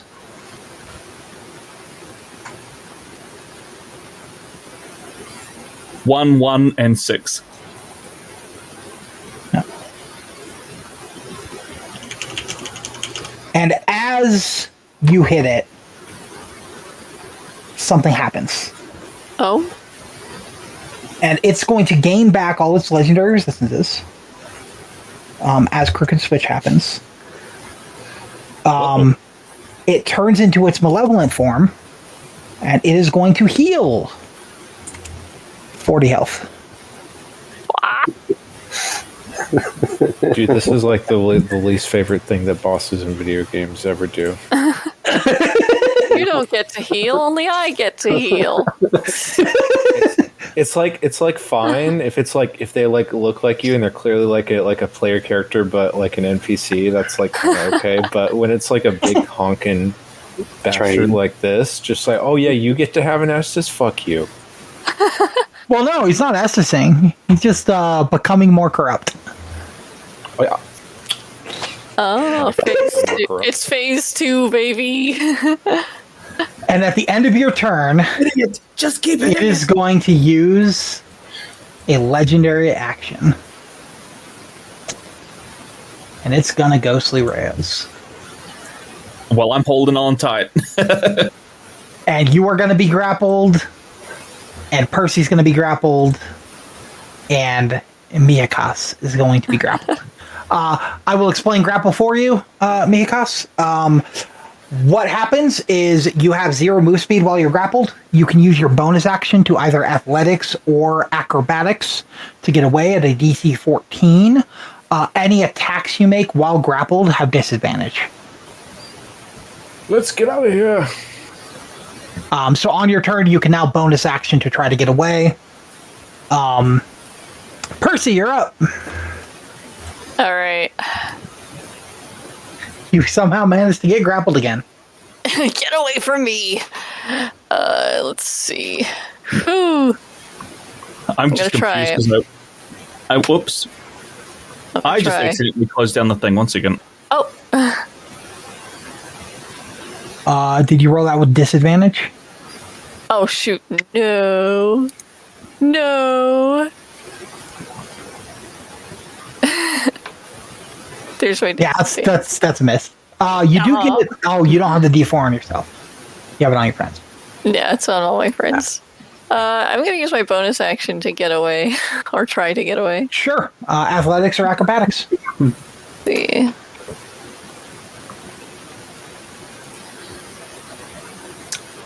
That's a fail. Oof, even with my +4. Oh.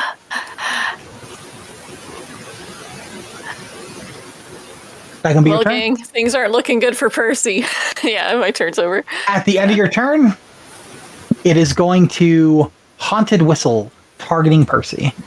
Can you please make a Wisdom saving throw? Here we go. No! Oof. You now have the frightened condition also. And you are going to take controls. some damage. I think you'll probably have to reset again then, like last time. Yeah. When you take the damage, I need you to make a concentration saving throw now. At disadvantage because you're grappled and frightened. Do that again. Don't look at that.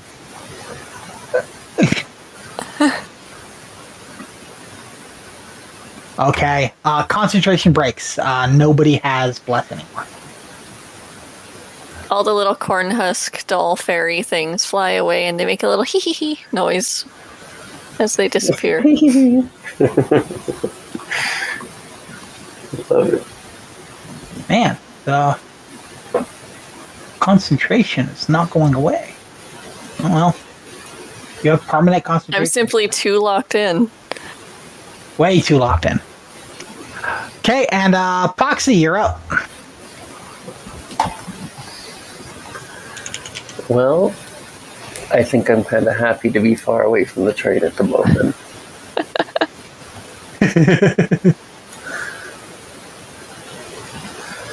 I'm going to go for a clown honk.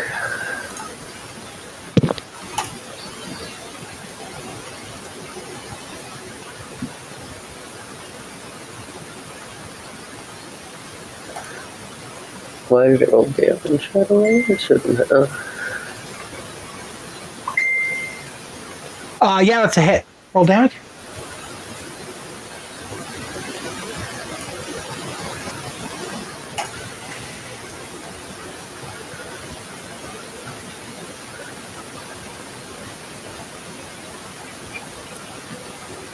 The train takes 8 damage.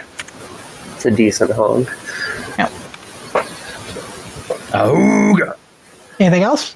I think I'm going to kind of beeline it. Sure. 20 feet. That's 20, you have 25. I'm going to come over here and I think I'm going to ask for help. Okay. Who are you asking? Oh, Philip's sick. The frog already jumped. I'm going to ask Adela. Gonna ask Adela for some help?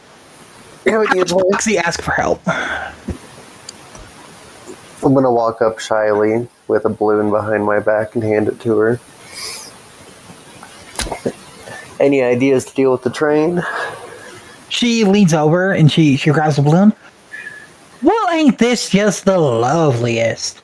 Yeah, I think I can give you a little bit of help. Just a little bit, though, okay? Anything helps, my dear. Okay. And Is that your turn? Yep. At the end of your turn, Adela is going to stand up. She's going to move to about here. She's going to look at the train. She's going to say, well, ain't this just the worst? I think it's about time we get this all done. And she is going to, with her first action she's going to do, she's going to summon a mage's hand on top of the train. And then through the mage's hand, she's going to cast Mending. And when she casts Mending, she seals shut the train's mouth. And she breaks each of the pieces that is grappling you guys. And you guys are no longer grappled, you're just on top of the train. Yeah. With her next thing, she is going to cast an AoE Detect Thoughts on each of you. Oh no. And for the rest of the fight, you guys can freely ask her questions on what you should do. that's useful. Thank you. Zenberry, you're up. Cool. That is really kind of cool.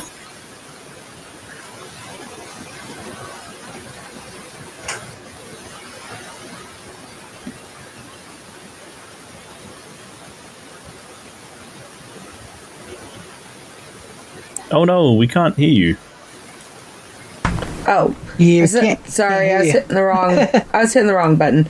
So I'm gonna move here and then. that witch's Yeah. bolt. Yeah, that hits.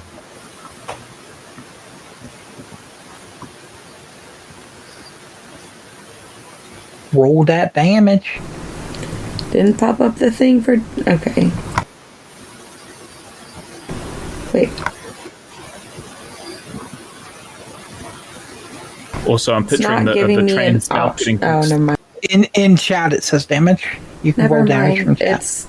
I'm used to it popping up at the bottom. I wasn't looking at the. 17 damage. Yep. Boom. That's a lot of damage. And it felt it. It definitely felt it. You see, like, the electricity pulse down.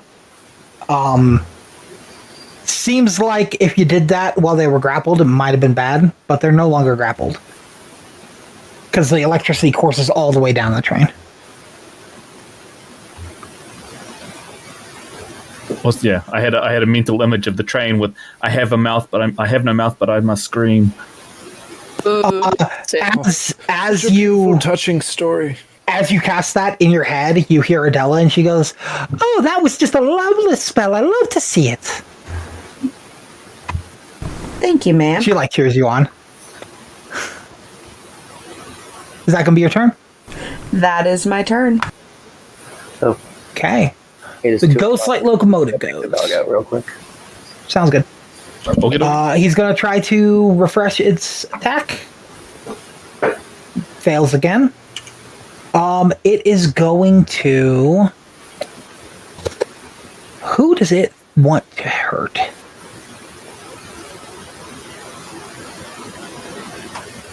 So it is going to speed up. And in doing so, it's going to knock each of you off of it. And it is actually going to move over to the Vagrant. It is going to attack the Vagrant. Rock. With multi-attack. Oh dang! Do we get And- attacks on it? Well, that's me. You do not. You all got knocked off of it. And the attack on the Vagrant is going to go a little different from normal combat. I'm going to do a roll-off. Anybody may choose to mentally assist the Vagrant through the ability of Detect Thought given by Adela. The way this will act is you guys can freely cast a single spell or do a single attack at max range. It is not going to do damage, but what it's going to do is I'm going to pick an amount of the damage to lower the roll from the locomotive. So who would like to interact to stop the locomotive's damage? I haven't done shit yet. I might as well. Okay, what spell are you going to choose to throw at the locomotive to try to stop it? Now, remind me, which direction is it traveling in? So it's going left. And what if there was another train from Boston going Oh my god. at 30 miles per hour? Okay, so I'm gonna throw. That's a good clean train joke. Yeah. Good clean train joke. Let Solid. me see the creature's image. Looking.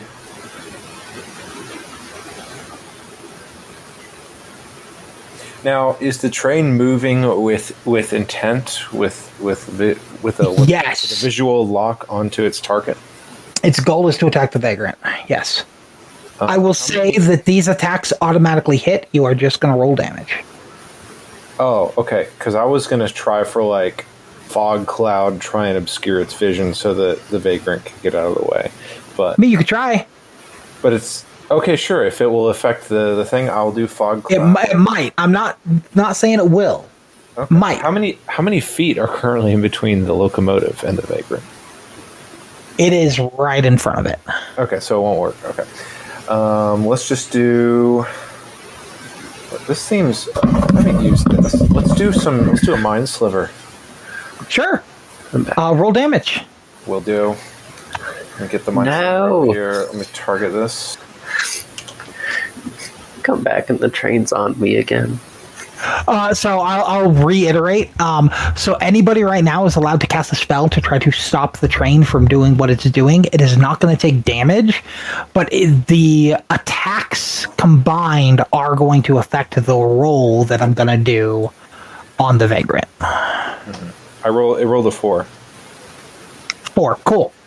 Anybody else? You just want any spell or a damage You can throw spells. You can...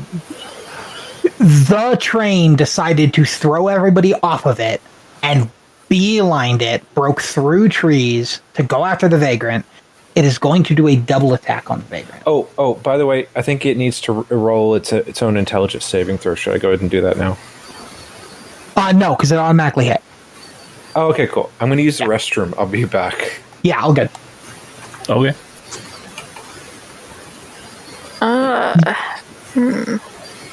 Any attacks you guys make, the flavor of it is you guys saw it beelining, and as you fell off the train, you would have done a final swipe to try to prevent it. Okay, then in some way. I'll try. So you guys can do an attack against it. I'll take a little swipe against it. Sure. The attack automatically hits. Roll damage. Okay. You cannot smite this damage. Just so you know. Okay. So great. Just straight damage. So we're sort of just taking a reaction, but not an actual reaction. Yes, I'm giving you guys a free swing. Okay, cool. 10 damage, so there's 14 so far. I'll deflect attack? Nope. Attacks. It's not attacking you. So you can do an attack. I can do the reduce the damage or redirect it, though. Yeah, but it's not hitting you for damage. Oh, okay. So it would normally be you taking damage. It's going after the vagrant. So this would be you doing something as you fall off of it to try to stop it somehow. Okay. So like you can do like a normal unarmed attack, I think. It's the best thing you can do. Okay, yeah. Not entirely sure what this mental telepathy thing is, but okay. Gizmo is. I know what it means, but Gizmo doesn't.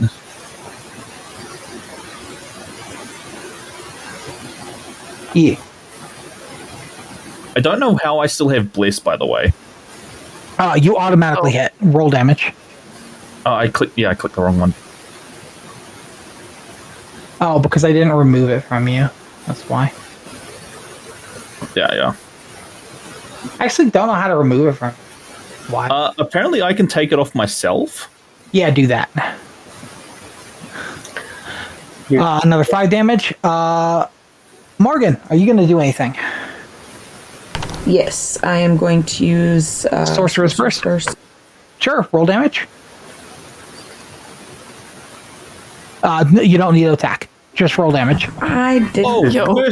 Yeah. 4 damage. Cool. And Poxii, do you do anything? I wasn't on the train. It doesn't matter. It doesn't matter. Everyone's allowed to make an action here. Well, it's getting a balloon bolt. That's a mental telepathic. Roll damage.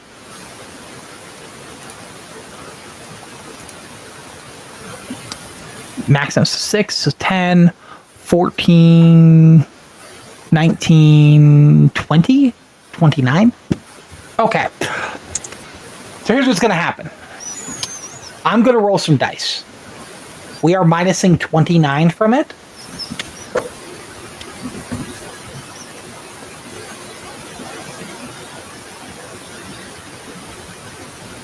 From damage or from the attacks? Dang, because damage is that's a lot of damage. Attacks, it's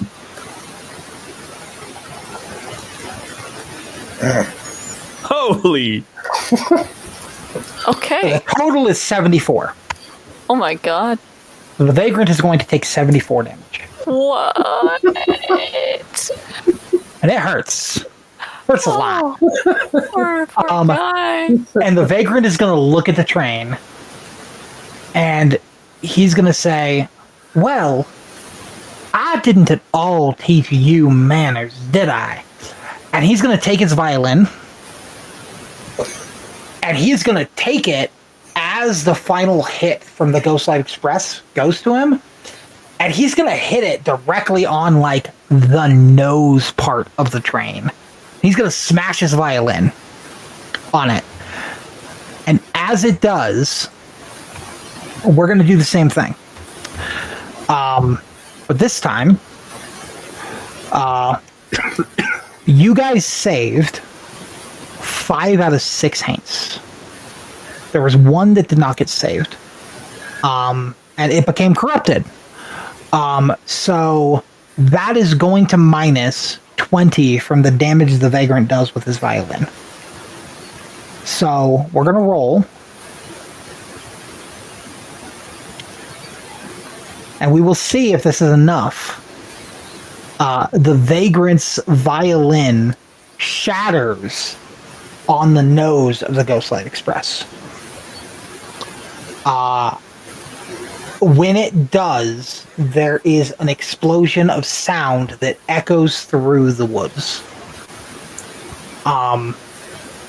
As it does, you see over here a floating figure, a shadow. And we're going to see if this is enough damage to take out the Ghostlight Express.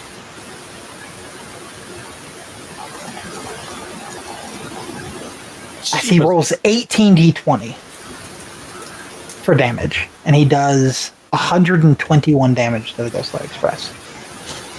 The reverberation hits the shadowy figure, and you notice the crooked man that was in the train look and smile while looking at Philip, Adela, and the Vagrant.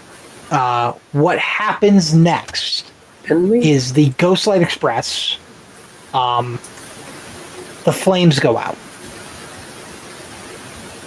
as the Ghostlight Express dies.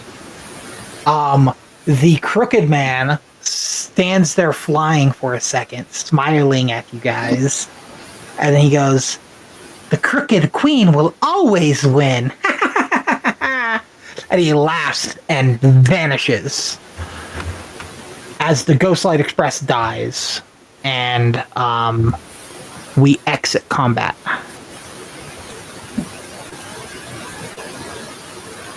What do you all do? You pull out a handkerchief to try to give it to the Vagrant, and another one comes out, and another one comes out, another one comes out. He looks down at you and he's like, "You are just the most fun little Threadborn I ever seen. I really am curious what you were in your past life. You had to have been a blast." And then he looks over to Philip and Adela, and he goes, "Milady, sir, sorry for all the commotion. It does appear that the Ghostlight locomotive is currently unable to work." And then he looks at everybody. "I'm sorry, friends. It looks like the Ghostlight Express is moving on in its current state. I can't take any living passengers, I'm afraid. As soon as I get it fixed all up, I'll be sure to return and pick you back up. But for now, it looks like this is the end of the line. I see y'all in a few weeks, I think." And he hops on the train, and it lights up. And instead of following the rails, it floats in the air and flies off into the distance as the Ghostlight Express leaves the scene. Yeah, what do you guys do?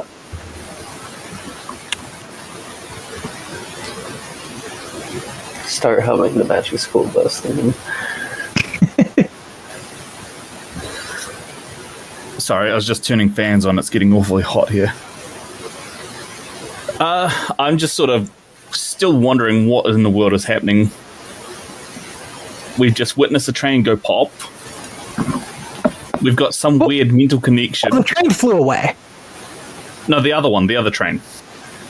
No, so that died. Like the flames died out, and it started back up, but kind of wasn't able to do stuff. And the conductor went back on, the vagrant went back on it, and used his magic powers to make it fly away. To go and get repairs. Oh, okay. He said he'll be back in a couple weeks, probably. Yeah, I But caught this that. is the last stop, yeah. So it's just you guys and the Druskin Vaults here. What do you guys do?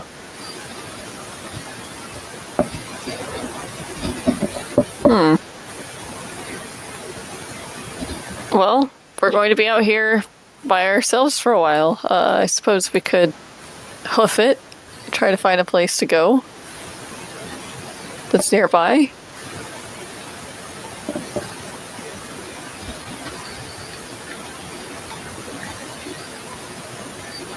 Yeah, probably just gonna come up next to them and ask them, "Are you guys? Are we okay? We have somewhere to go." Adela looks at you.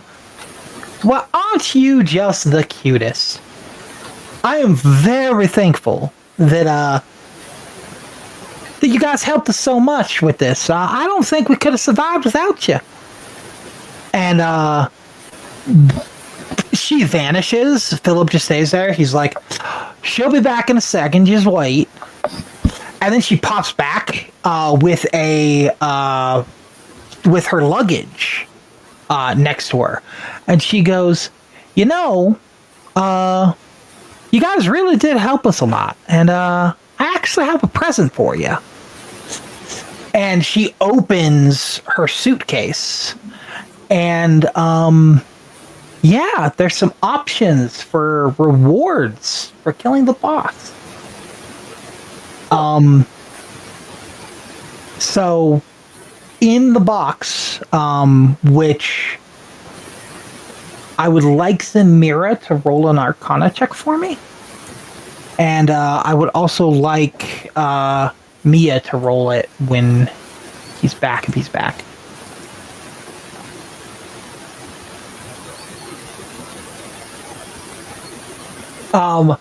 She winks at you, and it instantly becomes a 20 again.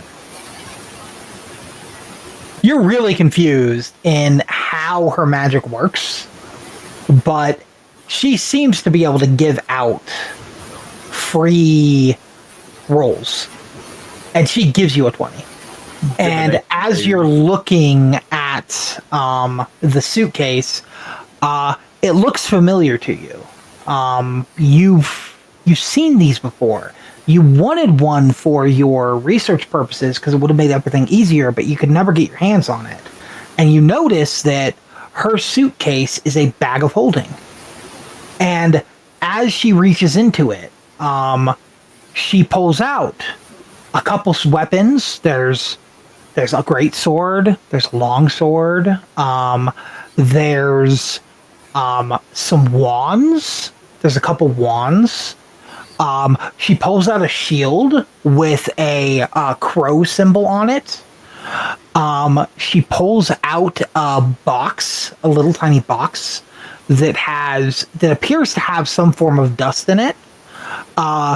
She pulls out a rod that on either side of the rod is a goat head, and she pulls out a necklace. Now, I can't be giving you all of this, but I would like to give you each a reward if that's okay.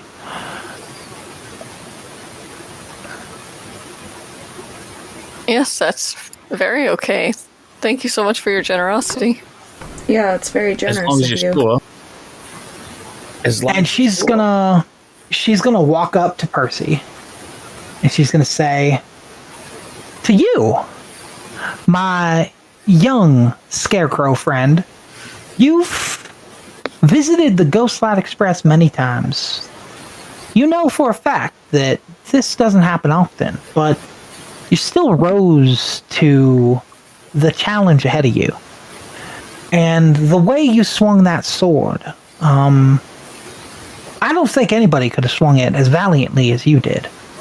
So to you, and she grabs the greatsword, and she attempts to hand it to you.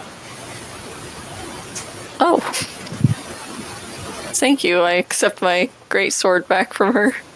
It's not your greatsword. It's a different greatsword.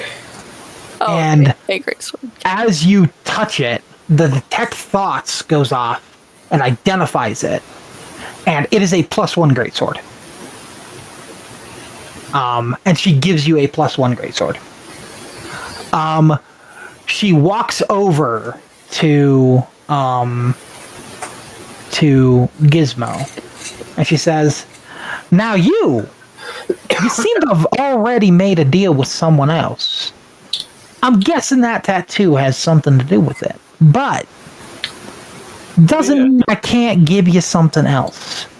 And she takes the rod, and she hands you the rod with the 2 goat heads. And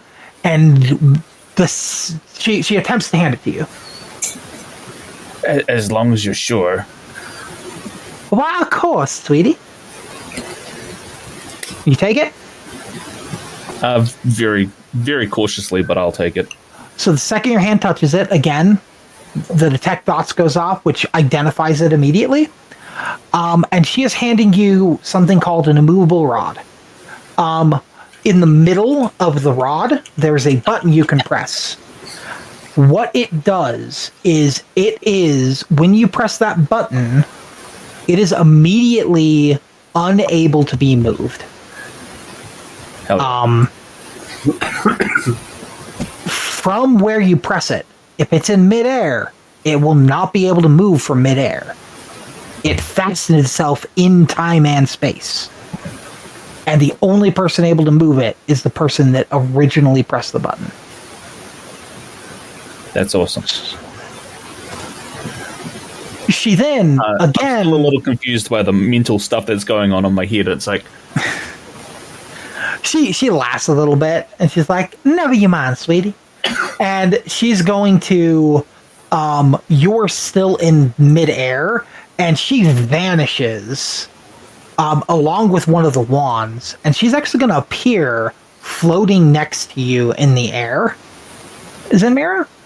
And she is going to attempt to hand you a stick that is, it is a magic wand. That's a little crooked. And she attempts to hand it to you. For you, your spells seem to never miss.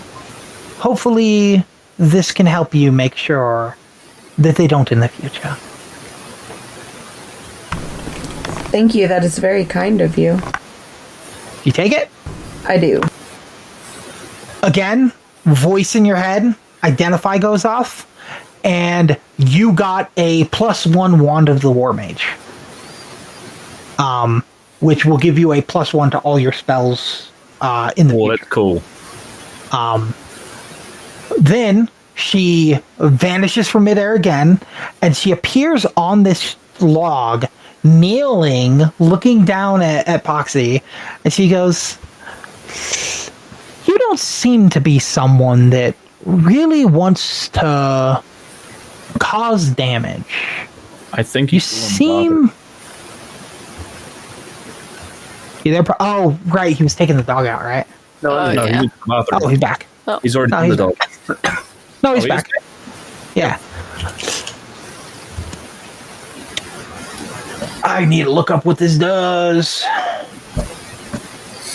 well, shucks, man. I mean, just all in a day's work.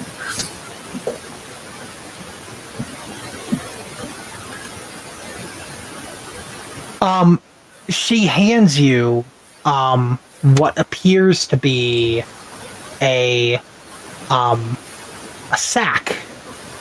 It's just like a bag. And she holds it out for you. You can tell it's magical. And she says, your balloons and your hammer. Oh, sorry. Your balloons and hammer, they seem to really like you. And I think there is no better gift for someone as young as you and as new to the ability of summoning than this bag of tricks. And she holds out the bag for you. I start like jumping up to take it from her, both hands up in the air. Well, she's kneeling down to you. Oh, I know. I'm still jumping up to grab it. Yeah, she hands it to you.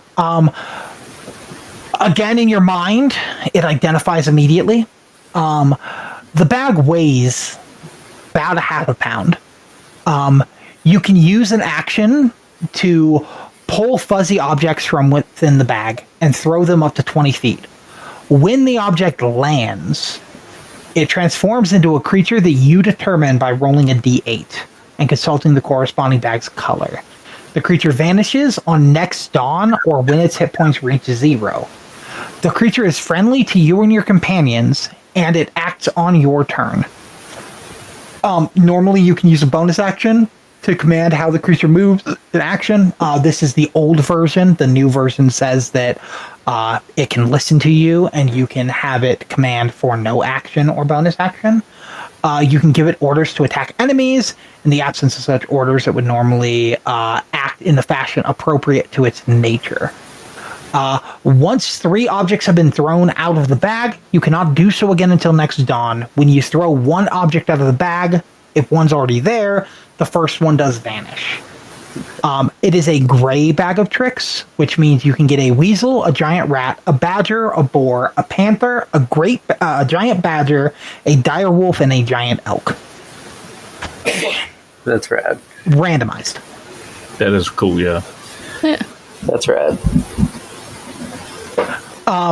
She kind of pats you on the head a little bit, ruffles your, makes your hat a little crooked. She really enjoys like your like aesthetic, and then she vanishes from everybody's sight. And in his head, she speaks to Miakas. Mm-hmm. And you hear her, not in her normal jovial tone.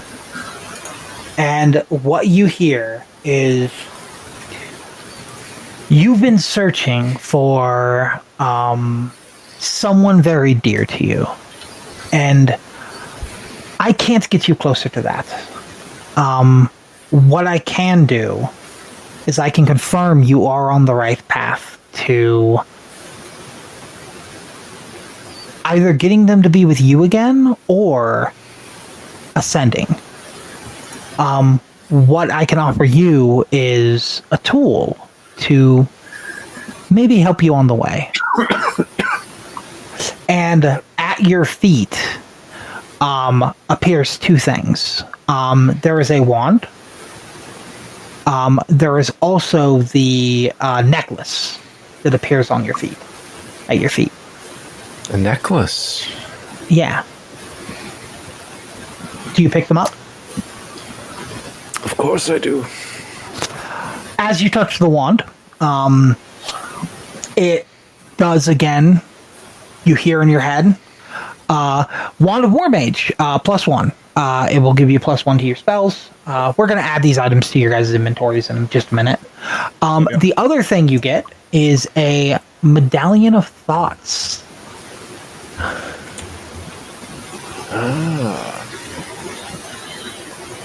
And I will read what that does for you in just a second. So the Medallion of Thoughts says it requires attunement, so you have to use one of your 3 attunement slots. The medallion has 3 charges. While wearing it, you can use your action to expend 1 charge, and you get to cast the Detect Thought spell. Spell save DC 13 from it The medallion regains 1d3 expended charges daily at dawn. And I am going to give you some information because you are a wizard, and this is why I'm giving you 2 items instead of 1. You can break down magic items to their barest components to add the spell that they would give you to your spell book. So what you're going to do is you're going to go give yourself the Detect Thoughts spell. That's what I'm in your spell talking book. about. All right. Because that is how you are going to slowly gain spells without money, is when you find magic items with spells or scrolls with spells throughout the campaign, you as a wizard can break them down into parts to learn the spell. Disenchanting. Yeah. The detect magic spell that I have. What do you? It's Detect Thoughts. So you can go into your character sheet and you can learn the Detect Thoughts spell and add it to your book. I keep hearing you say detect thoughts, not thoughts. I mean, yeah, they might be around the corner. In American English, those are the same thing. Yeah. But I can see how that would be confusing. I can add the items for everybody if you would like, or you can go do it. I can go do it real quick. You already added it? I'd appreciate that.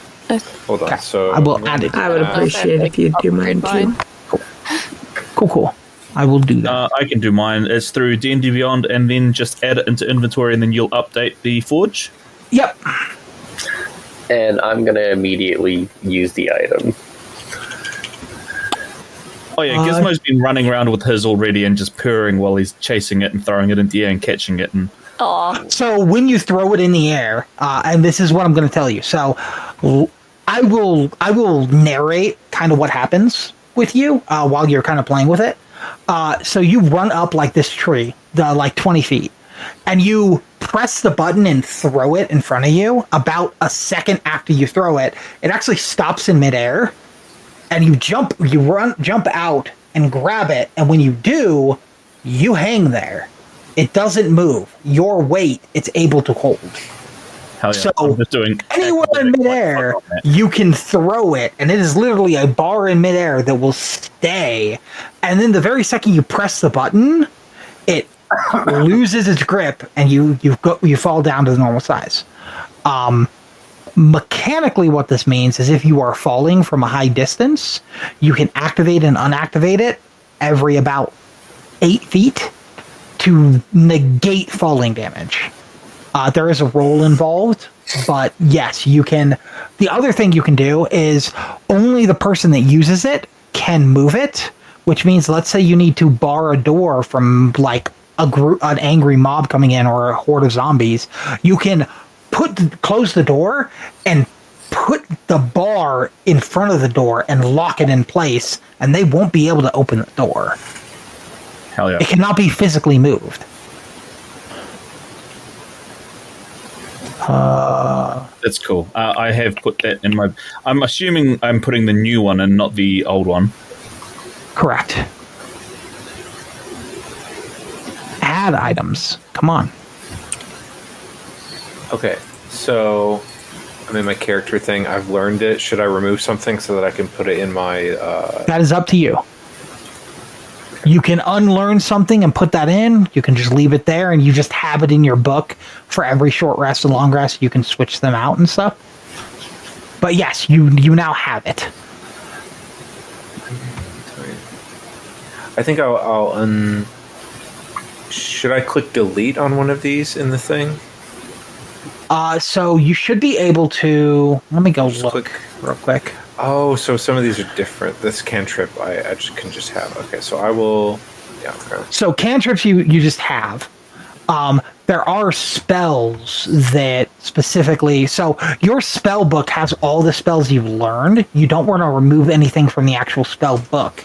But there is prepared spells, and you can remove prepared spells and then go into your spell book and learn other stuff as you go. I will remove comprehend languages and learn detect thoughts. Oh no, who's going to understand my sign language now? Nobody understood it in the first place. I Also- do. No. Well, Very good point. I have comprehend languages, Oh, cool. so I could use it. But it cost me a spell slot. so with the wand, She's saying you're not one of the spells. dear voice in my That's head, right. are you there? Guiding voice, I need your help. I think guiding voice went to the bathroom. Oh my god. Well, while he's doing that, then the one train joke that I heard the other day. If you know what I'm the back. German phrase "ran a train upon" means, then you are shit out of. I'm sorry that you know what that means. There's a girl on Reddit that's posted a picture that she's had a train ran on her, and she doesn't know who the father is. And there's a bunch of comments that say, "Name it Thomas," after the train that was ran on you. Oh my I god. love it. I love it. This is an ancient eldritch joke. That's pretty yes, funny. I remember it. It's good, but yeah. Guiding voice in my head. The wand I was gifted. Hello.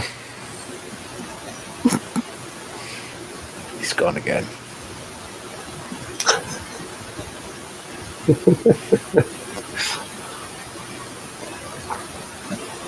Also, I don't know how long it took me to notice, but apparently if you right-click your character, you can change your elevation, and you can click to set yourself to fly with the move effects, select movement actions. Oh, I just found out how to do it on the keyboard.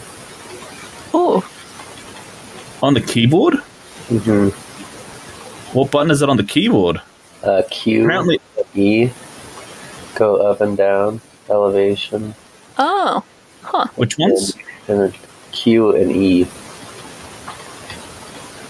Ah, okay, that's cool. And then you can WASD your character to move around. Yeah. But yeah, apparently because I don't have a fly speed, I cannot fly, and that's why it's coming up red when I try to move. But because Zenmara has a fly speed, you could probably set yourself to fly.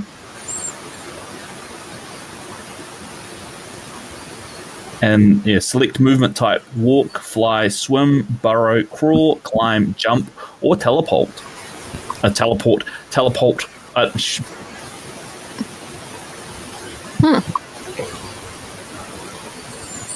Yeah, teleport. Blink. Oh, that's cool.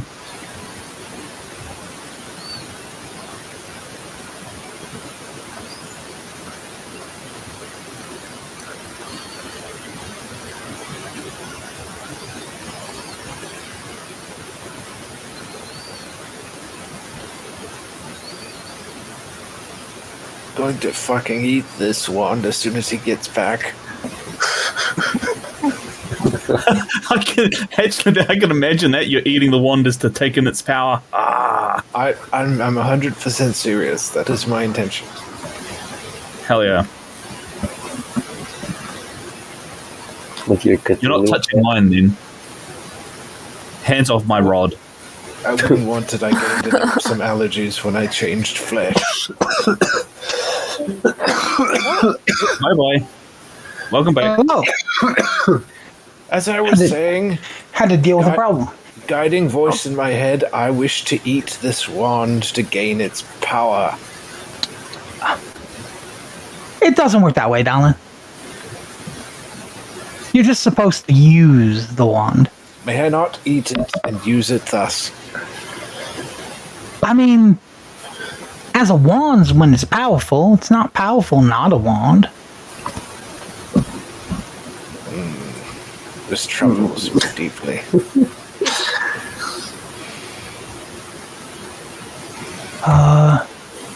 So, Mira, I need to give you a wand of the War Mage. Is it because you're hungry? No, it's just normally what I do.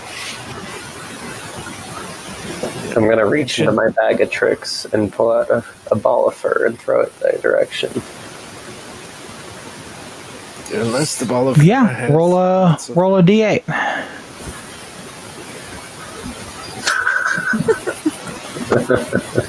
I will figure out what that is in just a second. It's a giant bag badger. Let's see what fucking. I'm gonna say that it comes out with like makeup on it though, like it was a circus animal. Excellent. I'm immediately entranced by the badger, and I'm going to try and start talking to it like it's my badger. Hypothetical question. If I was to start consuming magical objects to gain their power in a similar way you were talking about before, what would I roll for that? So it is specifically for spells. It is not for magic items. There is no eating objects from magical items to gain their power. Attempt to deliver a message I to know you. it. We live in a simulation. You actually found me a bag. That's cool. It's the giant badger. It exists. It's a stat block. You got a giant badger. Yeah, it does that. It has keen smell, multi-attack. That is cool. I have a stat block for everything. It's a very good boy. I'm just sitting here talking to it. I don't know what it's saying. I don't know. Oh, it's It's probably not familiar. I don't have a link to this one. I can just tell it what to do. Well, I've rolled a 19 with my animal messenger, whatever that means. But you know, Then yeah, you're definitely talking to my badger.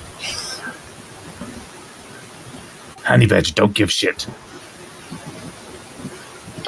Is it just repeating that? Is that like its only thing? No, that's what I'm saying to it.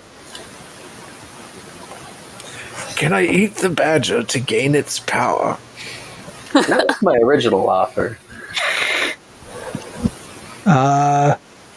No. Foiled once again. You could try to eat the badger. It's an actual creature. It will fight back. And I'll fight you too if you try.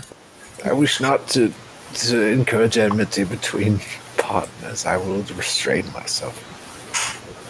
Did you add it, Poxii, or did I need to? I did. Got it. Cool. That's why I See, now I actually have the list on the thing. So now you can actually click Bag of Tricks on your inventory, the gray Bag of Tricks. yeah. Well, I And used it- it once. Yeah, so you used it once, so usability, and then, yeah. See, now you actually have the thing. Great. That's I'm still updating everybody's things.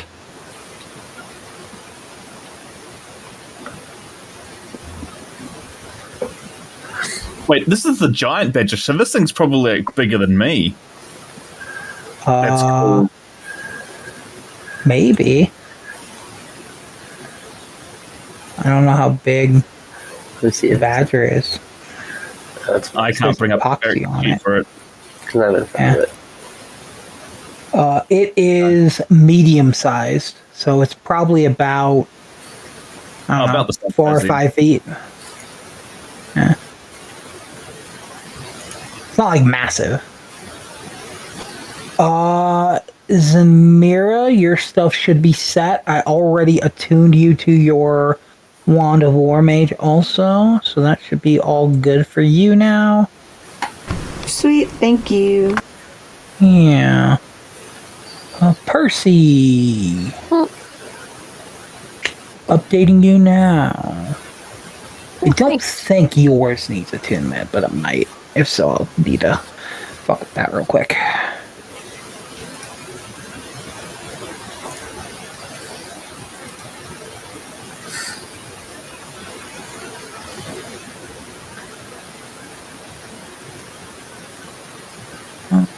Is it looking up still? Really? Percy, Poxie, does your balloon animal still have any kibble inside of it, or is that the different one? That's the different one, isn't it? The kibble, yeah, no, that one's gone. Oh, Popped. That one popped. in the hand. You're good now.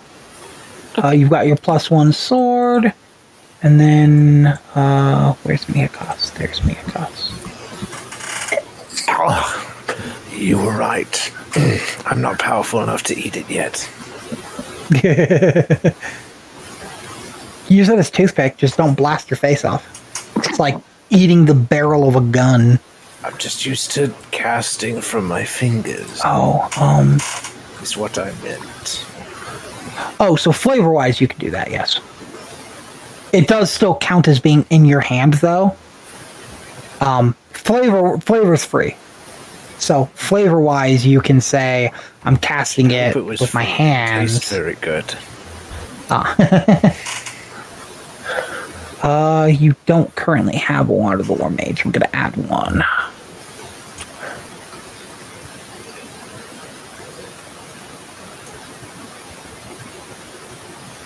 Add to equipment. Click it. Click it. Excellent. And then... Yeah, I can't bring up the stat block for the hunt. The badger. It's... I can... Okay, I can fix that. Just give me a second. No, you're right. No rush. I'm just saying. I want to see its stats. It can burrow 10 speed. Has That's dark cool. vision to 30, passive perception. There you go. Now you can see it. Miyakos now has Wand of War Mage +1. There we go. Okay, everyone, your inventory is now updated. Thank you. Now, you guys can freely talk to The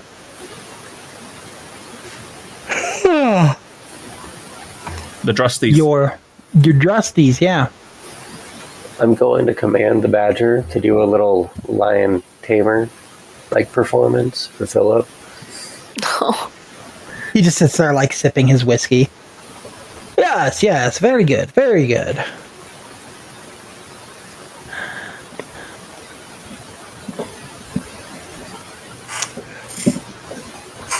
All right. Why did you two disappear during the fight? Oh, you talking about us? Yes. We just need a cup of tea.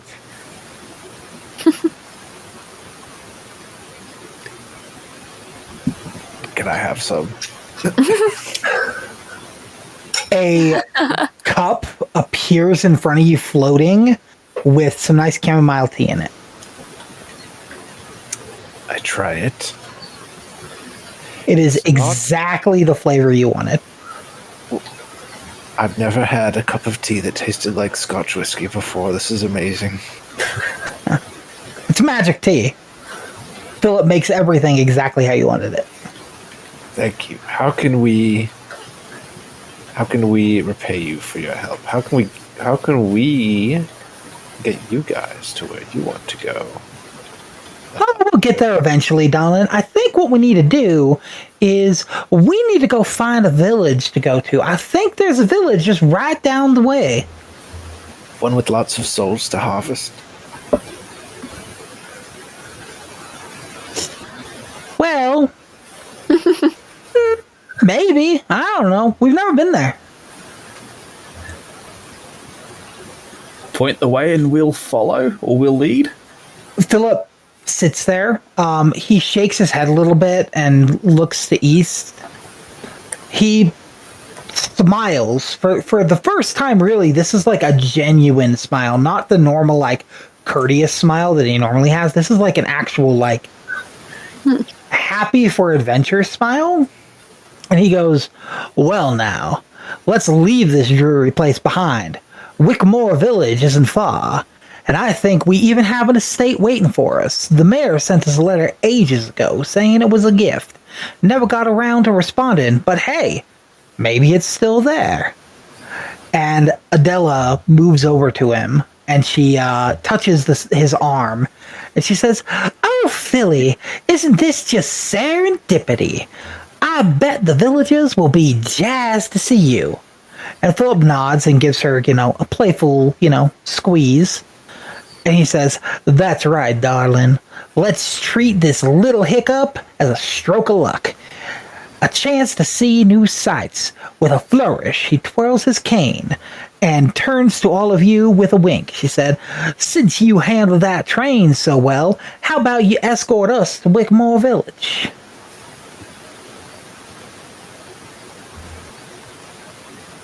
Well, I'm happy to. I don't know where it is, but I'm happy to. You see it? Yeah, so he points to the east. He is like guiding the way. You guys actually pretty easily are guided through this forest. And I would say that after a couple hours, probably took, we'll say about 4 hours, trekking through the dark, gloomy woods. You finally see lights flickering in the distance. And then as you arrive, the streets, they're suspiciously empty. A ritual sacrifice that was intending to save the town from danger starts playing out. And I am going to have to move us to a new place. Fade over effect. Everyone else trekked to the forest. I rode a badger. We're not the same. Yeah. So I am desperately trying to keep pace with the badger. Although I could probably outmove it because its movement isn't as great as mine. No, not at all. this one? No. Every so often, I'm guessing you let it burrow under a couple of feet and then get ahead while I'm trying to find who you are.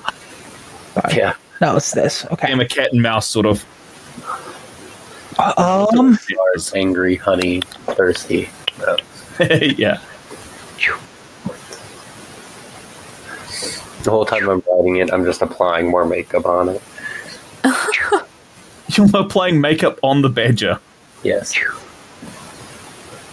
I don't know if I approve of that, but okay. That's, what, ye old PETA? My balloon animals I love. Fair. Down the road, I'm sure you'll make the balloon animals and I'll edit them. What do you mean? That. Well, I'm sure in the next week you will send me images of giant balloon badgers and such. Yeah. No, I will. And I will be editing them. What, So my laundry crashed. Yeah, it straight crashed. Let's see what I can do.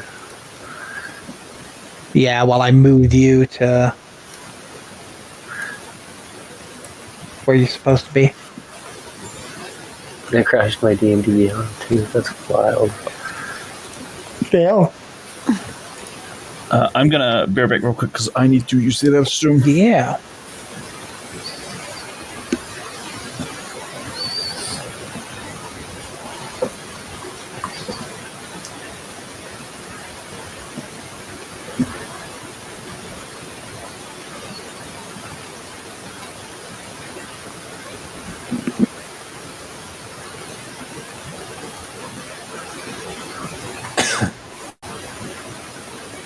Do you know what this place needs, Gizmo?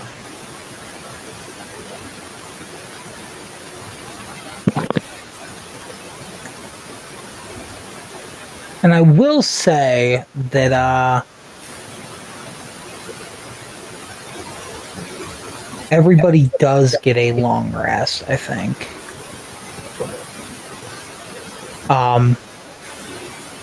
Everybody sips at some tea that Philip gave everybody, the same way that Mihikos did on the way.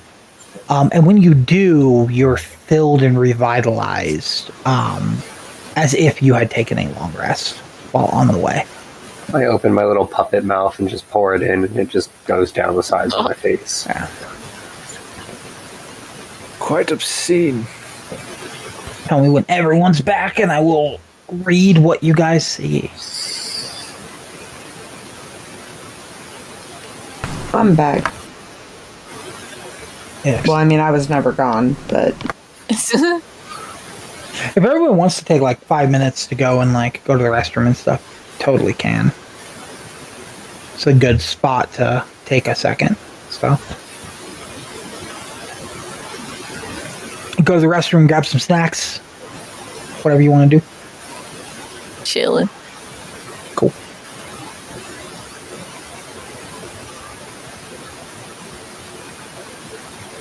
Gizmo.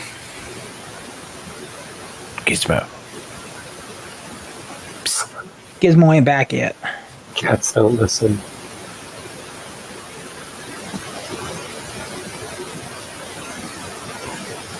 Okay, returned. I returned.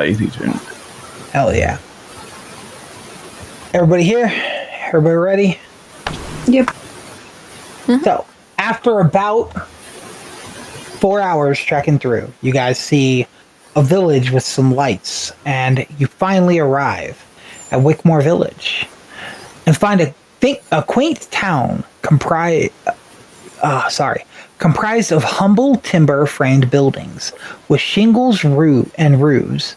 With shingled roofs, you walk through empty streets and hear the tolling of bells from the clock tower that rises up the large building at the center of town. You enter a circular square where a weathered statue of a featureless man stands across the hinged gnarled oak covered in hundreds of carved faces.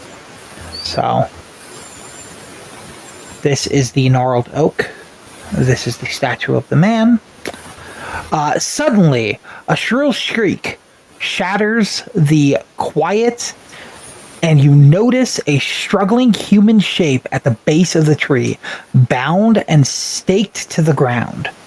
Then, you hear a deep, guttural growling from across the square as a pack of wolves led by a huge, shaggy pack leader, approaches the squirming figures, their jaws salvering and eyes filled with bloodlust. I think I rented this book once.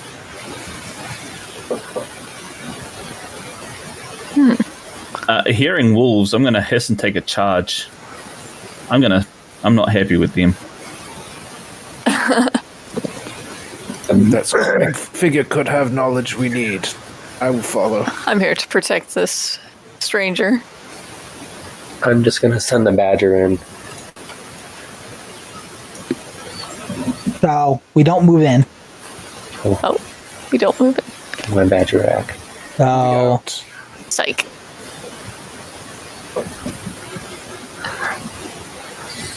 you guys actually start a little further away than where you guys currently are. You guys are actually off screen. You're about 120 feet away from the tree. The sacrifice is, so you guys are actually off screen when you see this. The sacrifice is pinned in ropes to the ground to the north base of the many-faced tree. So right here about.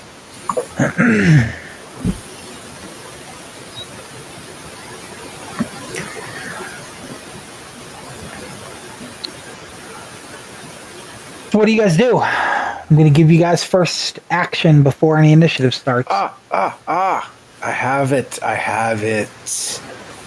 prepared for this. Speak with animals. So you're about 120 feet away from the tree, and you're about 180 feet away from them. Let's see the range on this shit.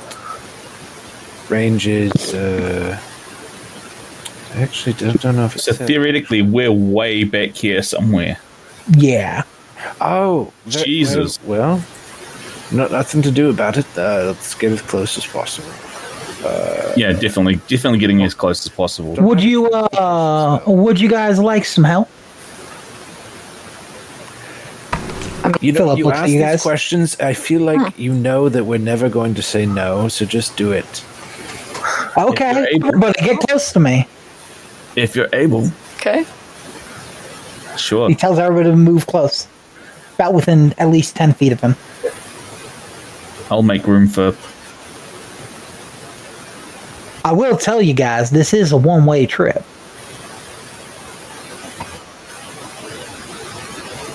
Okay. And as you guys all get close enough, he casts a 5th level spell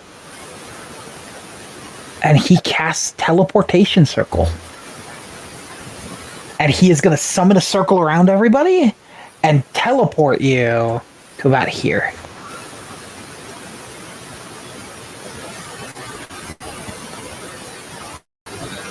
And he does not go with. Him and Adela stay back and they watch. Thank you for the bippity boppity boop. Yeah, everybody's about here now. All right. Is it good with everyone? Just cast Speak with Animals. What? Try. I can't speak with animals. On the wolves or on me? How does it work? I need everybody to give me an investigation check, please. Can do. Okay. Yes. Investigation. Normal. Go. Oh, that's Yeah, one of my best investigation rolls ever. We got some good numbers, except for number 3 over here. Excellent. So the negative- only person that notices this is Zenmira. And as you get to about where you're at, you notice that the noise is not coming from a person at all. And you notice a human-sized fabric doll made to look like a person is staked to the ground. And a smaller lump within the doll is struggling to get free. So there's a human doll on the ground, and something is inside the doll struggling to get free.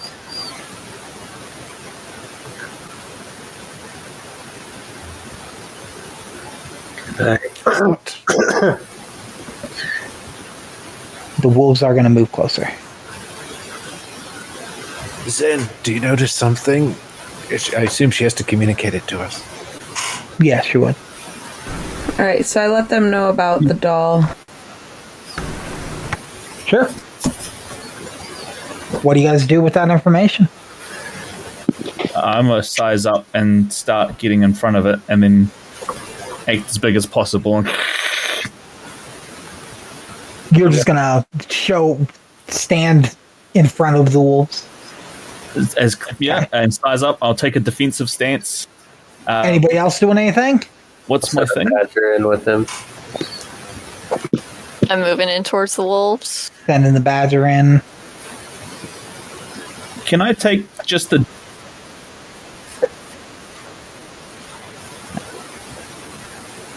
You could take a dodge action?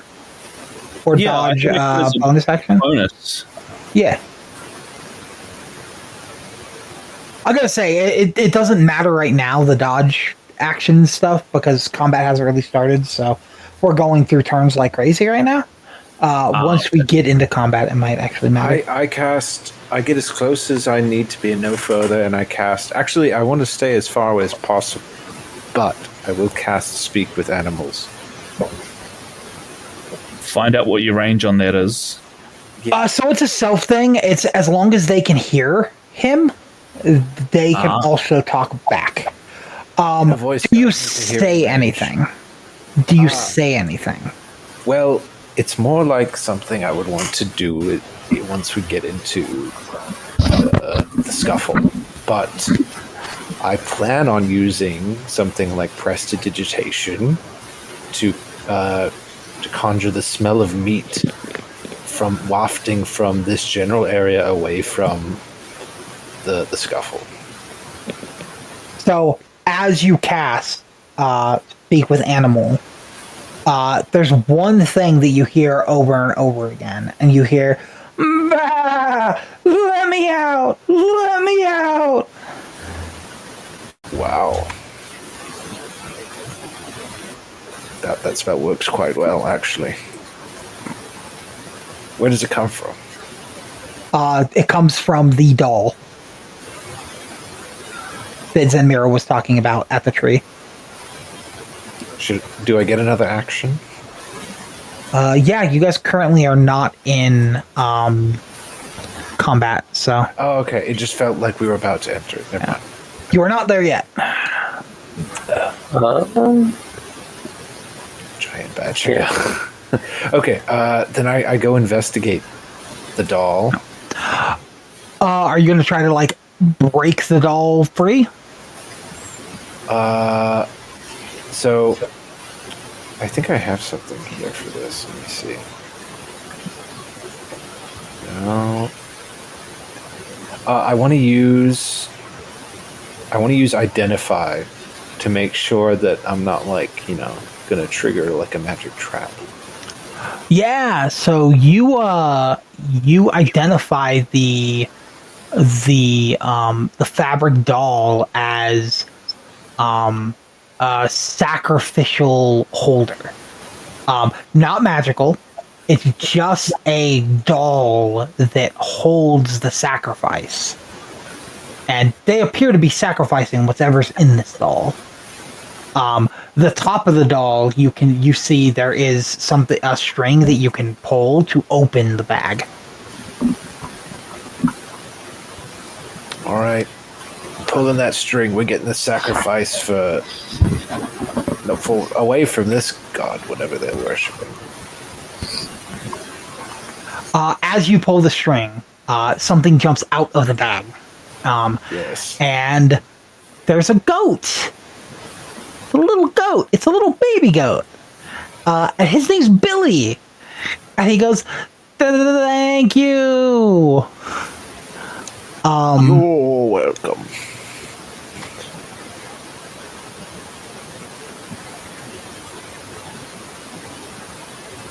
Fine weather we're having, isn't it, Billy?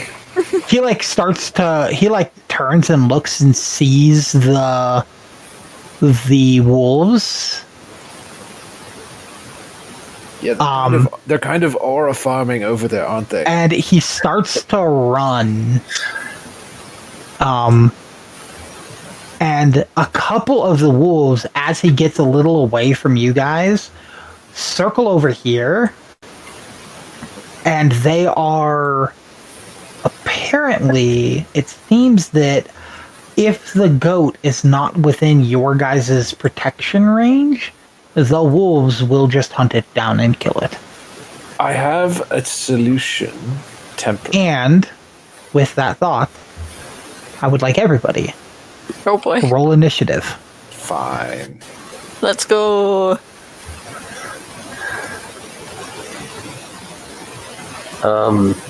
So because my screen's black, where am I at? Oh no. Because Oh, I'm do you apparently- not have dark vision? Oh my god. Poxie's the only one that doesn't have dark vision. Do you No, not have dark vision on he's Poxii? seeing through his beer at the moment. His character should have dark vision. Yeah, but I can't click my character because Right here. there we go. It's still black screen. Really? Okay. Maybe I just need to reload.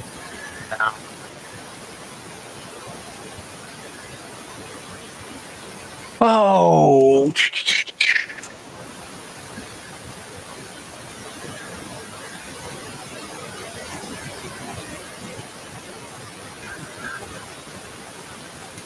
No, no.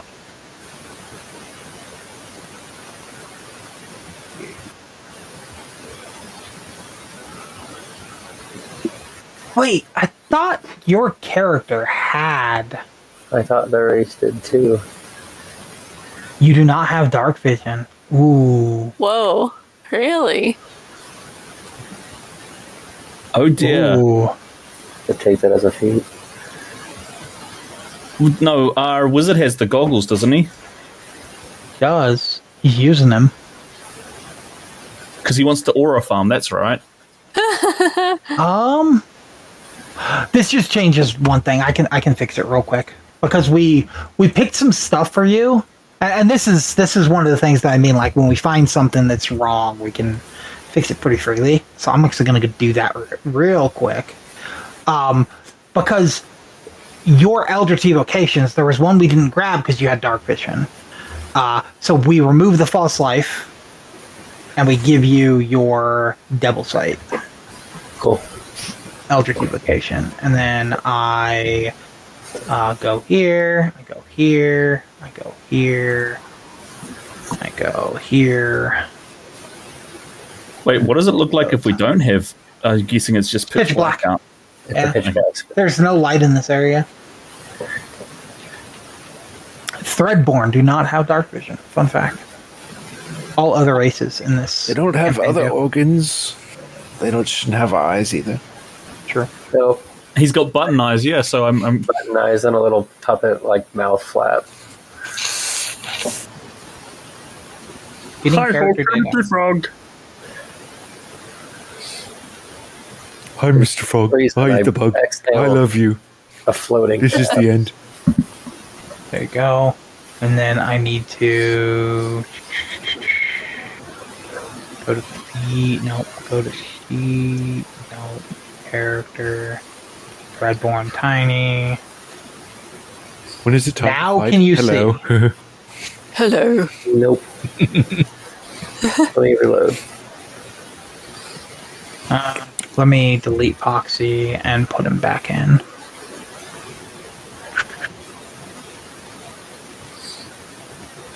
Poxii now has double sight.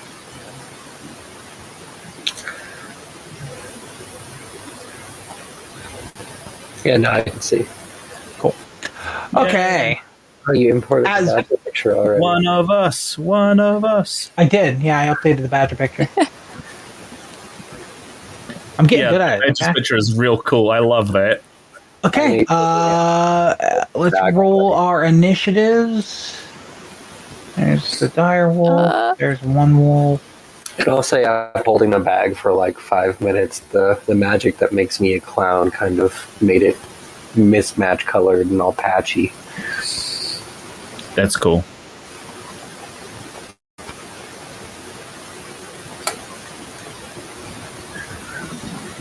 Everybody else roll. Already? That's too many believe so. wolves. Too many wolves. Did I not? Poxie. So many wolves, dude. What? It is. Oh. And we're going to start. And going first is the dire wolf. And he's going to move forward. And he sees a badger that thinks he can talk shit. Oops. And he going to bite.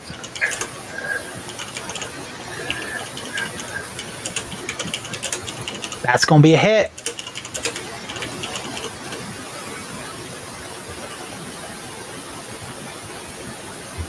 It's going to be 4 damage, and it's going to knock the badger prone. Damn. I believe that's what this reads. If it's a large or smaller creature, it has the prone condition. Yeah. It's medium. Now, And it's a giant wolf, so yeah, that makes and sense. then we're going to go next. This wolf's going to move over here, and it's going to attack our friend. And it is a wolf. And wolves have this thing called pack tactics. If he is within 5 feet of another ally when he attacks someone, he has advantage.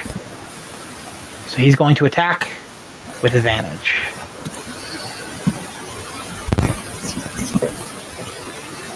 And that's going to be a hit.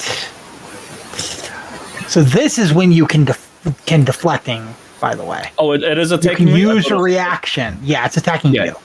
So it's Yeah. doing 5 damage to you. You can use your reaction to deflect this damage. So initially, you can just use your reaction to lower the damage, and you can use one of your focus points to redirect if you want. So it's under your features. It should be, I think, martial arts. No, deflect attacks under features.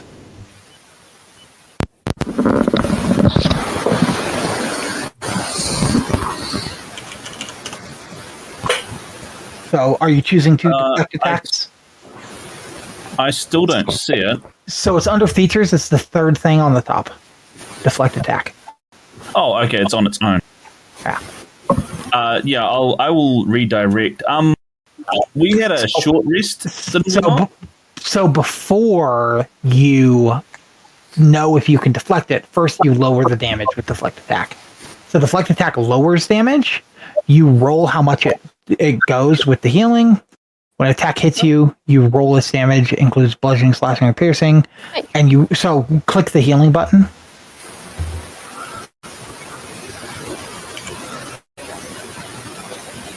In the chat. Yep. Who left and came back? Me. Oh, welcome back. Discord's coming through a little staticky. I was just trying to fix it. Gotcha. So you lowered the damage by 9, which is the entirety of the damage. So do you then choose to deflect? I thought only ranged attacks can be deflected, and I just reduced the regular. It is any amount of damage. If you reduce the damage to 0, you can expend 1 focus point to redirect some of the attack's force. If you do so, choose a creature within 5 feet of yourself. If the attack was a melee attack, or 60 feet if it's range, and they're not behind total cover, the creature must succeed a dexterity saving throw or take damage.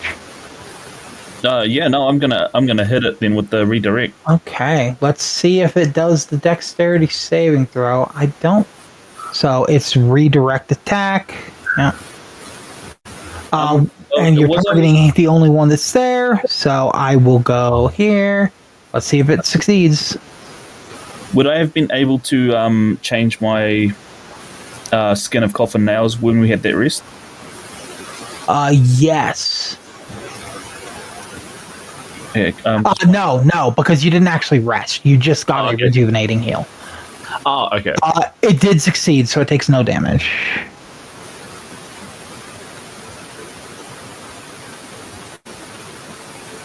And that's going to be that wolf's turn.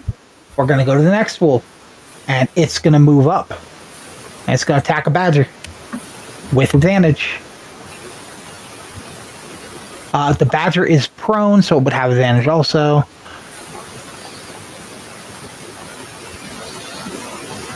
Not good rolls, but the badger does not have good defense, so... It only has a 10 AC. Yeah. 7 damage. Badger's getting fucked up by a bunch of wolves. Yup. And Gizmo, you're up.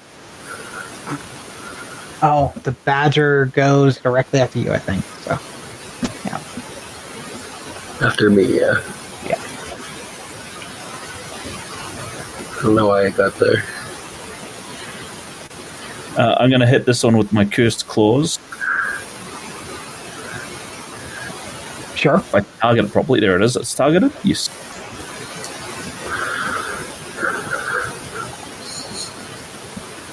Apparently not.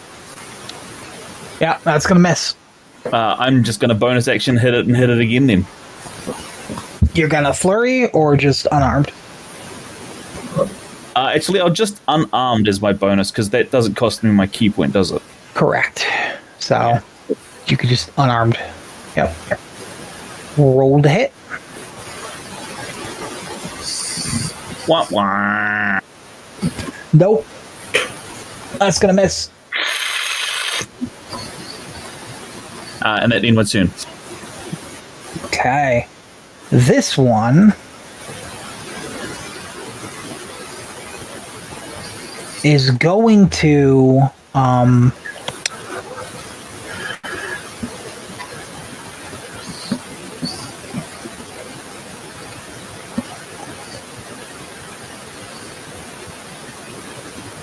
it's going to go over here to attack Zemira. I am 30 feet in the air. Good luck with that. Oh, you're flying in the air. Yeah, okay. It attacks... Good point, Queen. He hasn't landed yet. If there's a shoulder... And misses. And it's the goat's turn. And the goat is running like a goat with its head cut off. It's going to use its action to disengage. Is it going to be It is a goat. It has a walk speed of 40. Impressive. So it's going to run here. It should be able to walk up walls, too. Didn't you And say he was Percy. vulnerable if he leaves the circle? All right. They will 50-50 chance go after either you guys or the goat. But the goat doesn't know that. The goat is just running away. It is your guys' job to try to get the goat to not run away. Okay. Yeah, do it, Mr. Percy. Wolf. That's a hit. Alright. Yeah, Oh that's my 10 God. damage. Get out of here. Cool. Anything else? Mangy animal.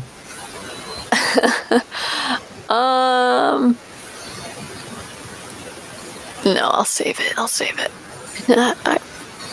I got smites, but I'll save them. Cool. Poxie, you're up.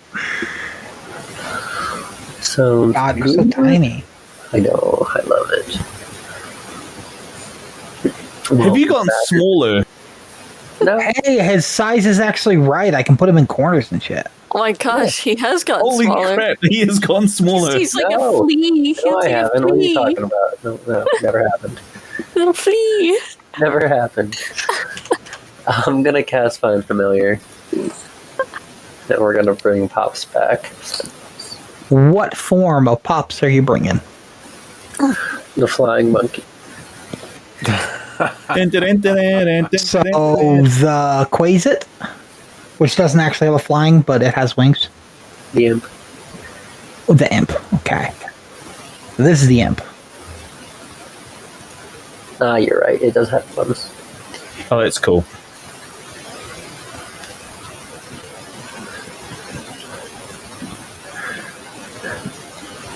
Cool. And that's gonna be. I think I'm gonna actually take a few steps back as well.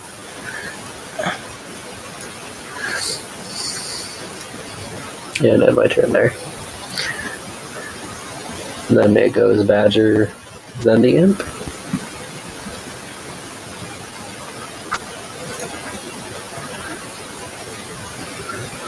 The Badger's still. Yeah.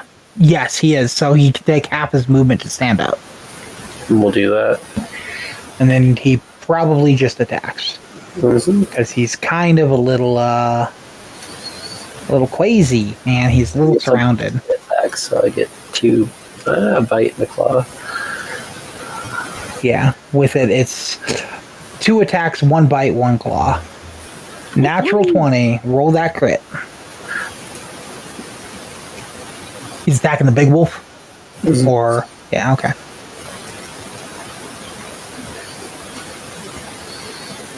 Yeah. Damage done.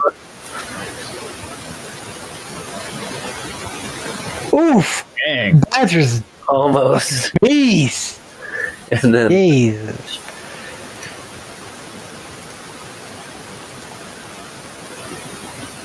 Yep. Badger don't give no fucks. Fight, Badger's turn there. Yep. And then I'm just gonna fly him. He doesn't fly, he's got how much move speed? He does have a 40 flight speed, but you spawn him on the ground, so if you want him to fly above, you have to use move speed to fly up. Fine. So there's 20 move up, so he has 20 more move. There you go. And that dodges the...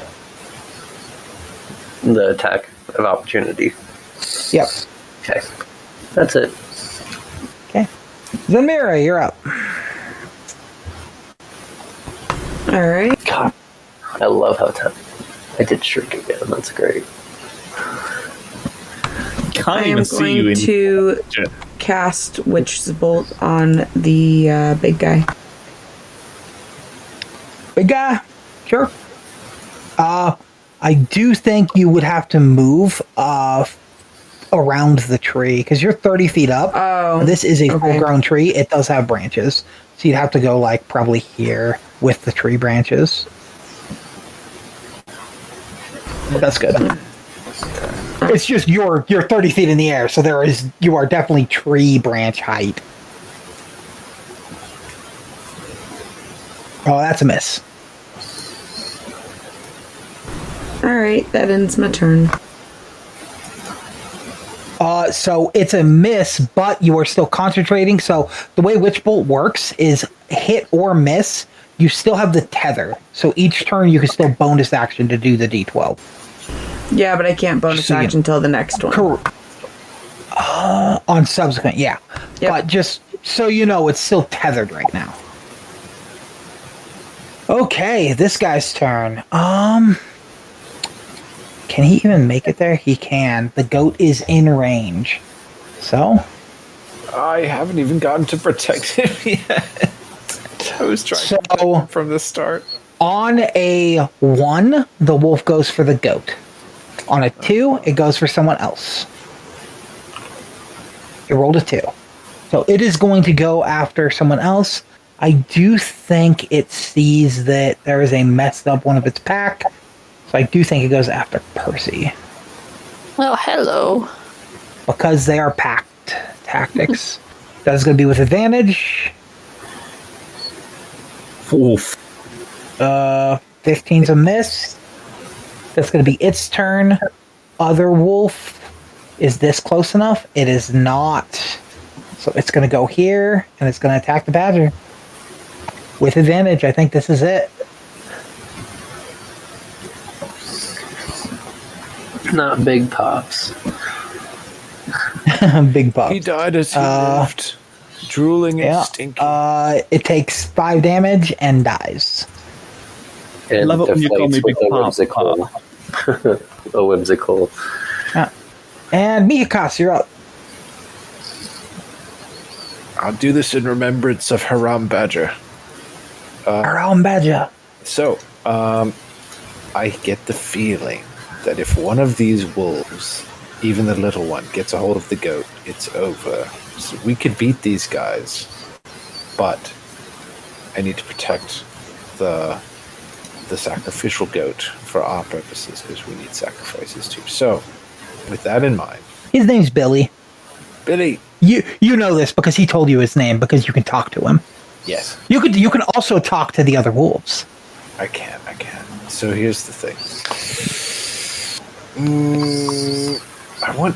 I'm debating on whether to use the evergreen prestidigitation to create a smell, either of attraction or repulsion.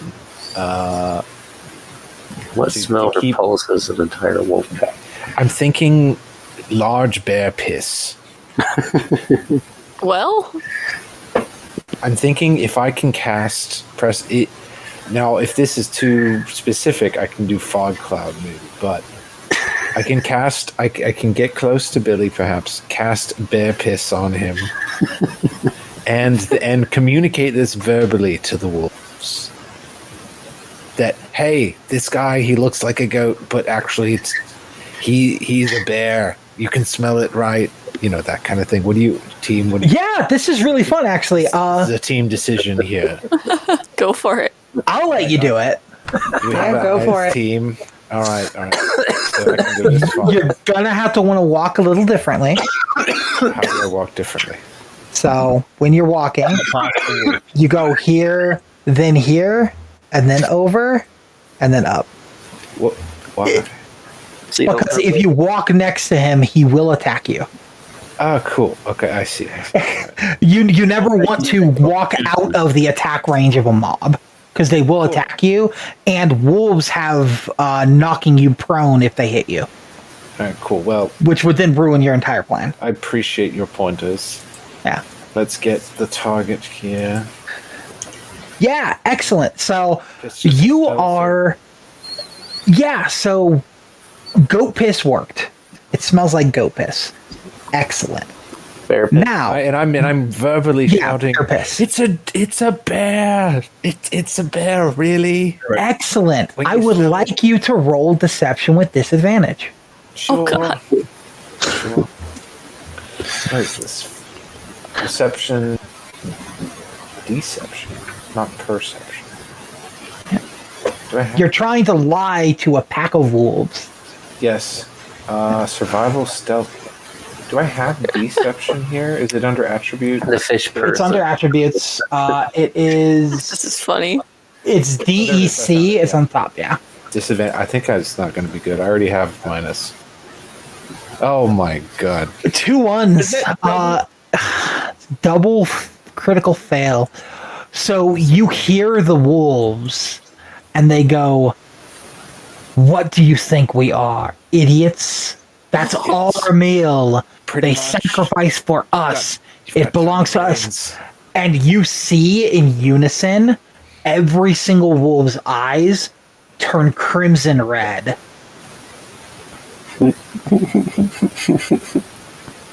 Bruh moment. And as they do, you can see in the sky, everybody notices a hue of red across the moon. As the moon, the crooked half moon, becomes a blood moon. Well, that's good. I like that, but you know, Well, you pissed off the sky. what? At least I pissed on something. Argo. You like that, Obama? I pissed on the moon. Oh God! At 24 hours before the piss droplets hit the earth. at the end of your turn, Adela, who is currently standing literally right next to Billy, looks at him and goes, "Well, that won't do it all." And she casts her own prestidigitation and wipes away the smell because it's horrible to her. And then Fair. suddenly a cage of force appears around Billy. Okay. And All he my cannot piss smells escape always the getting cage. shown up. I can't deal with it anymore. And Billy cannot escape the force cage. Is that your turn? Yeah. Direwolf's turn. I'm fucked. Maybe. What do I think they would do?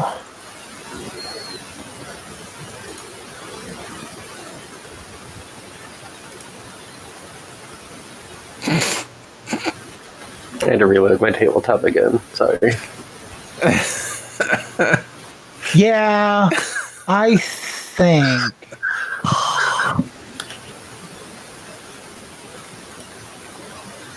He's gonna walk past you. You can attack of opportunity him if you would like. Actually, Who, Big Boy? yeah.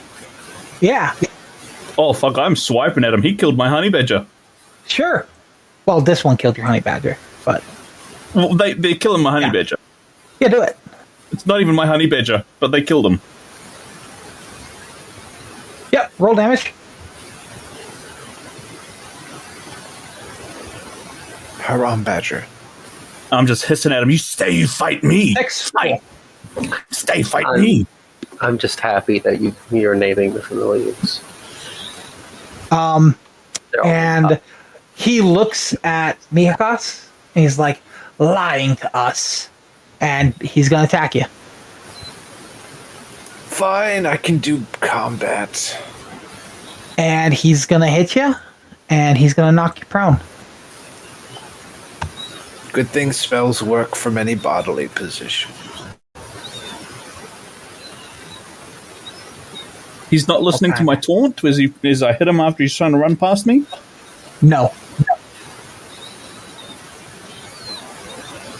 And you hear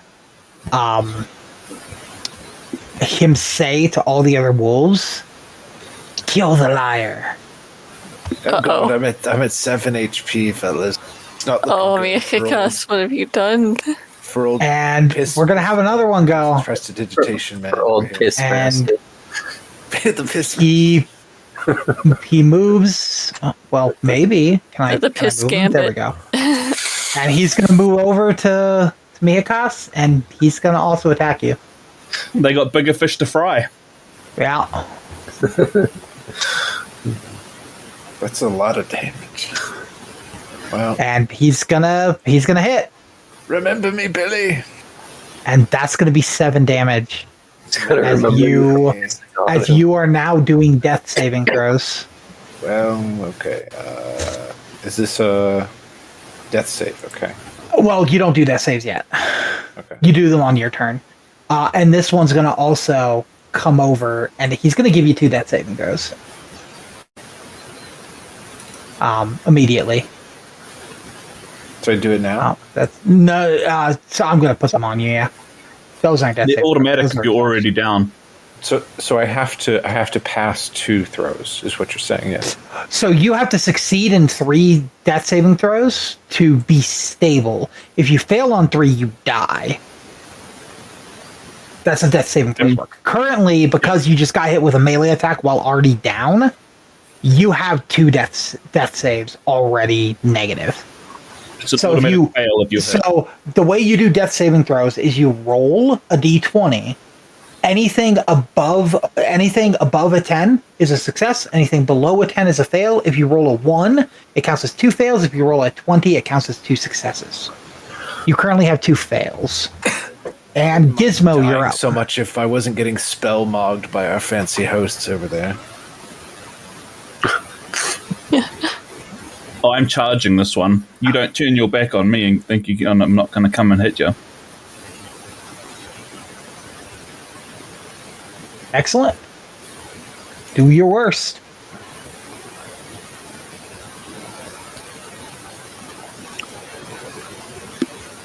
Probably not. Dang. That's a hit. Oh, it is? Yeah. Maybe. Wait, no, that's a miss. You're so wait, are you targeting this one or this one? The big guy. Okay, you have this guy targeted. Oh, sorry. Yeah. You missed the big guy. You missed the big guy. Okay. It matters because the big guy has higher AC than the rest because he's the big guy. I'm going to try and hit him with pop.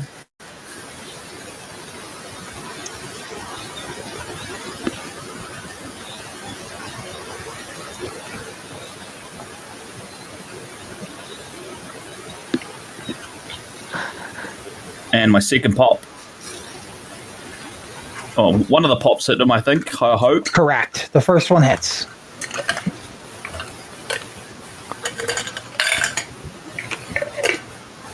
Yeah, and your fist goes straight through his nose and like smashes in his face as he dies.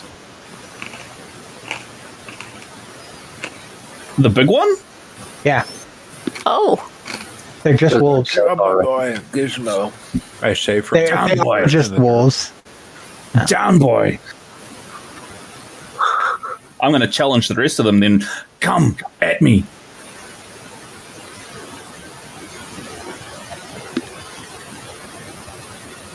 And I guess that's my turn. Yeah. Next wolf. Oh man.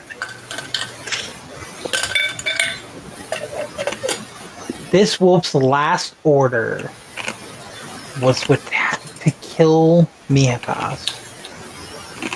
But I think it's more angry at you. I think you get an attack. I don't want fish fingers. Oh, that's a crit. oh no!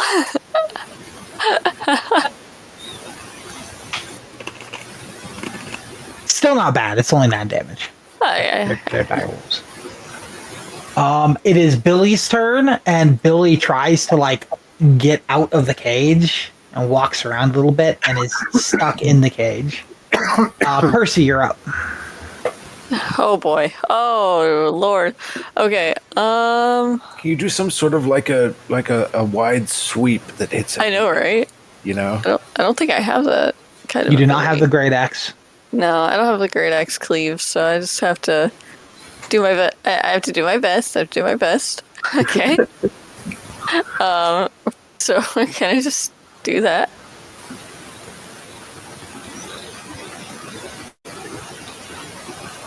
Okay.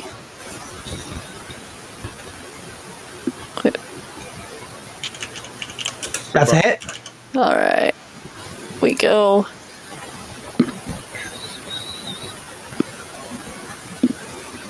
Yeah, that's...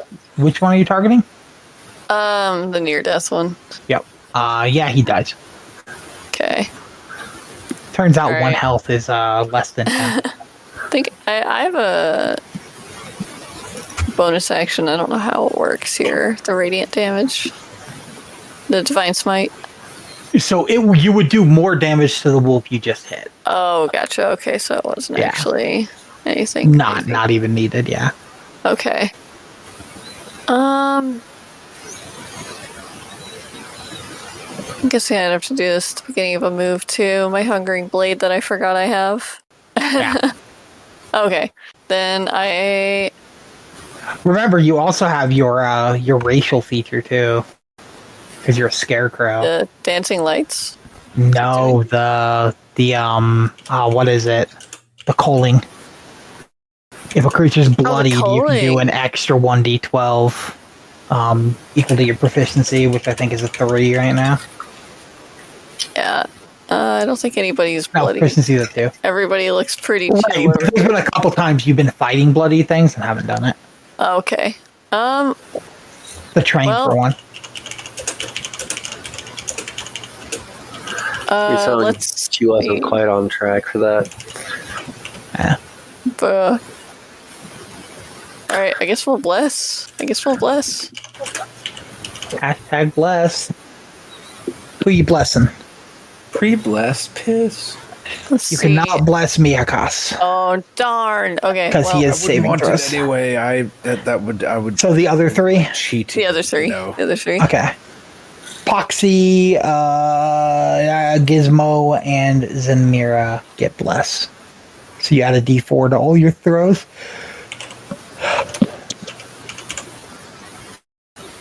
Alright. I wonder if I can just do this. I think that's all I can do.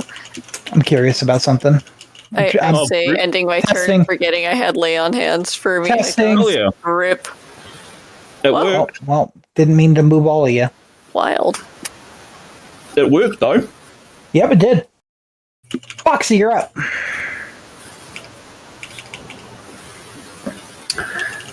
My turn. I think I'm going to target this one here. Sure. Second verse, Let me. same as the first. Poxie does literally one thing. At this level, he honks his horn. 21, that's a hit. Get him the damage. It's 9, it's pretty good. Yeah, fucked it up. It's all like matted in fur now. Can I reaction my own damage? Let me see. I think so. Just whatever it takes damage. Yeah, I think so. Yeah. It's, what's it called again? Killing Joke? This should actually be at a 3, by the way, because this is new. You gotta rest, so there should be 3. But yes, you can. Cool. You want to do that? I just. Yep. Wisdom save throw it. Oh, See the roll. It fails. Do your damage. okay, go ahead. Sorry. Computer's struggling a little bit. 1 damage. Yeah, what is your joke?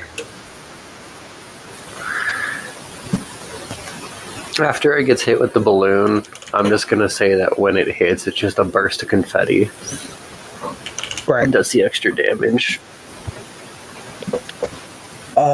Is that the end of your turn? Yes. Your imp is up. My tabletop's being a little fucky right now. I need to reset it. Can you just move the imp to one of the closest, and then people do a big attack while I refresh this? Yeah. I think it would attack the one you just attacked. Mm-hmm. Realistically speaking, it is going to sting the wolf you just attacked. And it is going to hit. Holy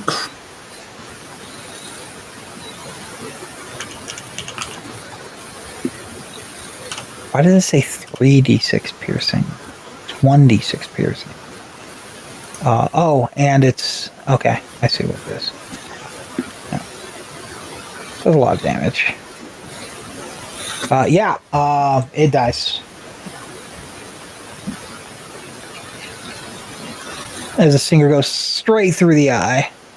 And you hear that gross sound of like what a wet balloon sounds like when you're handling it. And next we have the wolf.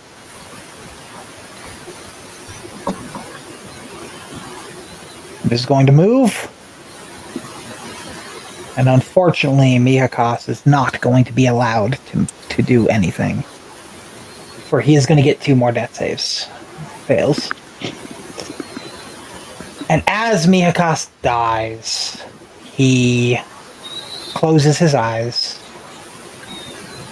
And he sees the beyond. And you see a blinding light. And you hear her voice once again. And she says, "You haven't given up already, have you?" No, just kind of slipped in my own piss, as the saying goes. Well, I spit my drink out. Good. would you like some help? You seem to be struggling. I would love it. Thank you. Well, how about this? I'll give you a boon. It does have some very strong downsides, though. Let's hear it. Really up to you. If you take my assistance, your body may not be able to handle the power I offer. But I will give you that us greater beings are weakened by certain metals. And if it is white as silver, it will do more damage to you, but I will give you a powerful spell. And you'll be able to cast it. It may be able to help. Do you agree? What's the spell called?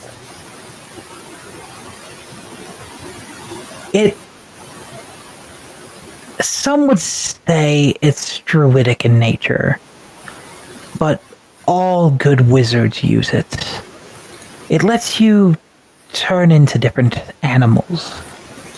Lets you change your shape. Lets you... What's the word for it? Polymorph into whatever you want. I think there's a non-zero chance that I'm going to encounter someone shooting silver bullets. However, I can merely turn into a little rabbit and run away. So yes, I'll take that. The light turns into a hand and it reaches out to shake your hand. Seal the deal. I extend my little fin, hand-shaped fin, and attempt to touch her. And they shake. And the last time you touched her hand, you get a flashback of it, just temporarily. You touched her and it engulfed you in flame. It caused you to die. But this time the warmth goes through your body, but you don't ignite. As you wake up, fully healed, no longer unconscious, and then you feel a change in you. And this change is much stronger than you're able to do with the spell you were granted. But it does happen. When a god intervenes, you always get the strongest version immediately. And you are going to be able to act immediately in your new form. Okay. So you want me to use the new spell immediately? I'm using it for you. Okay. Fish fingers, no! Come back to us! As you turn into a gargantuan, a massive Tyrannosaurus Rex. And it is your turn. Oops, someone deceived. Yeah, Austin's having problems. Oh, still? That's not fun. Yeah. His entire computer crashed. Oh, goodness. Oh, hell. So bad, he's just are gotta. No, it'll be okay. So I'm going to give you control of this real quick. Again, this is much stronger than anything you normally would be able to do right now. But for the rest of combat, this is you. He should have made it a giant bear so he couldn't. So it technically wasn't lying. I mean, the piss gambit paid off, didn't it? Let's take a chump out of. Let's see, which they're all unharmed. The Tyrannosaurus can make 2 attacks, one with his bite and one with his tail. It can't make both attacks against the same target. So you get 2 attacks. Yeah, we'll just do one wolf. So target here, it first. Yep. And then one wolf here. So make the attack first. It should be the top left. Should be able to click bite for your first attack. You have control over the token. So. Oh, this guy. That's you. Yeah. So, and top left should have. I'm looking at the top left. I'm trying to find it. Where your normal spells are? Normal spells. Yeah, where your normal spells and abilities are. If it didn't show up, I might have to re-put the token. I'll just refresh it. No, I just re-put the token real quick. 1 second. Okay. You might need to double click to now click it. The token. Clicking the token. Double clicking. Oh. Because I should have given you ownership. I've double clicked it. Oh no, it didn't. It didn't give it to you. That's why. Try now. There we go. Okay. So I've got this. Bite. And yeah. Attack. Roll. Yeah, that's a hit. It's a 19. Tyrannosaurus got Rex. big pluses on this. Roll damage. All right. On the first guy. Damage. Tyrannosaurus Rex. That's a lot of damage there. Yeah, and you deal 26 to it, and it dies. All right. Let's. And now you get your tail swipe on the next guy. That's a hit.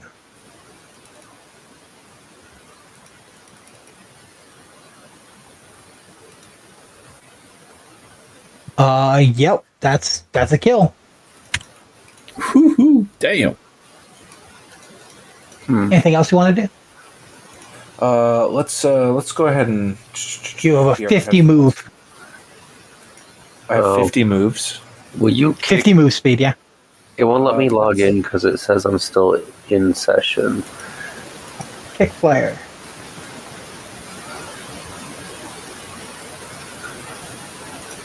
I kicked you. Okay, let me refresh it again.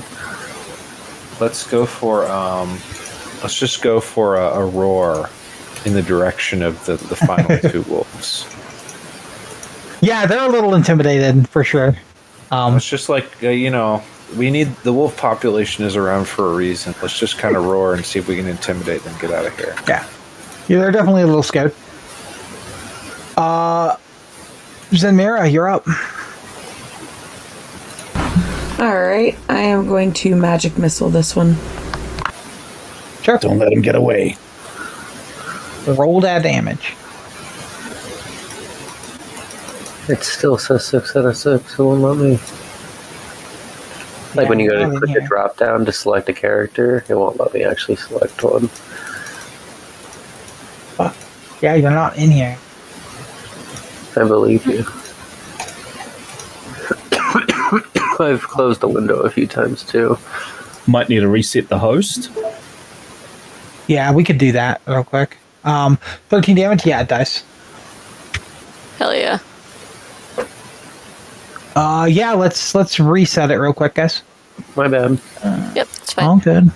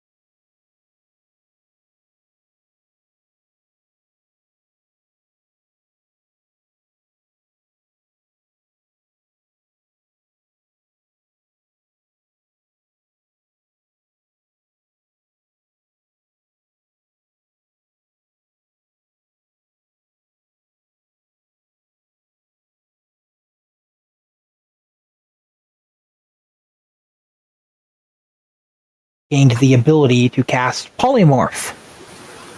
And then when he woke up, it immediately cast it at the strongest possible level. So he is currently, for the rest of the fight, a Tyrannosaurus Rex. What the hell? Okay.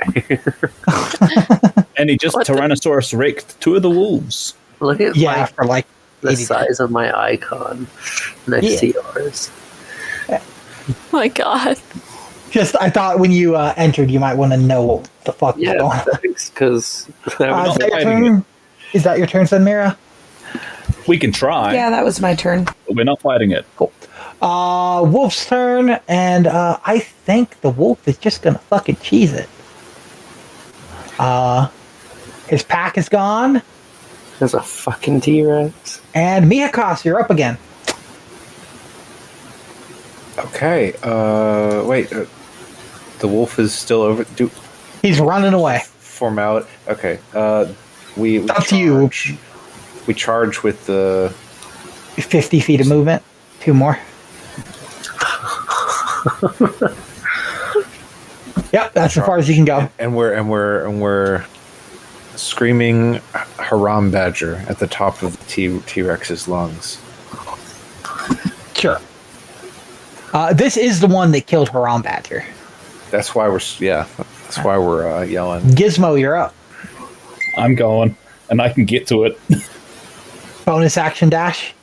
Oh, yeah. Okay. And you then can I'm just going to pop it. Yeah.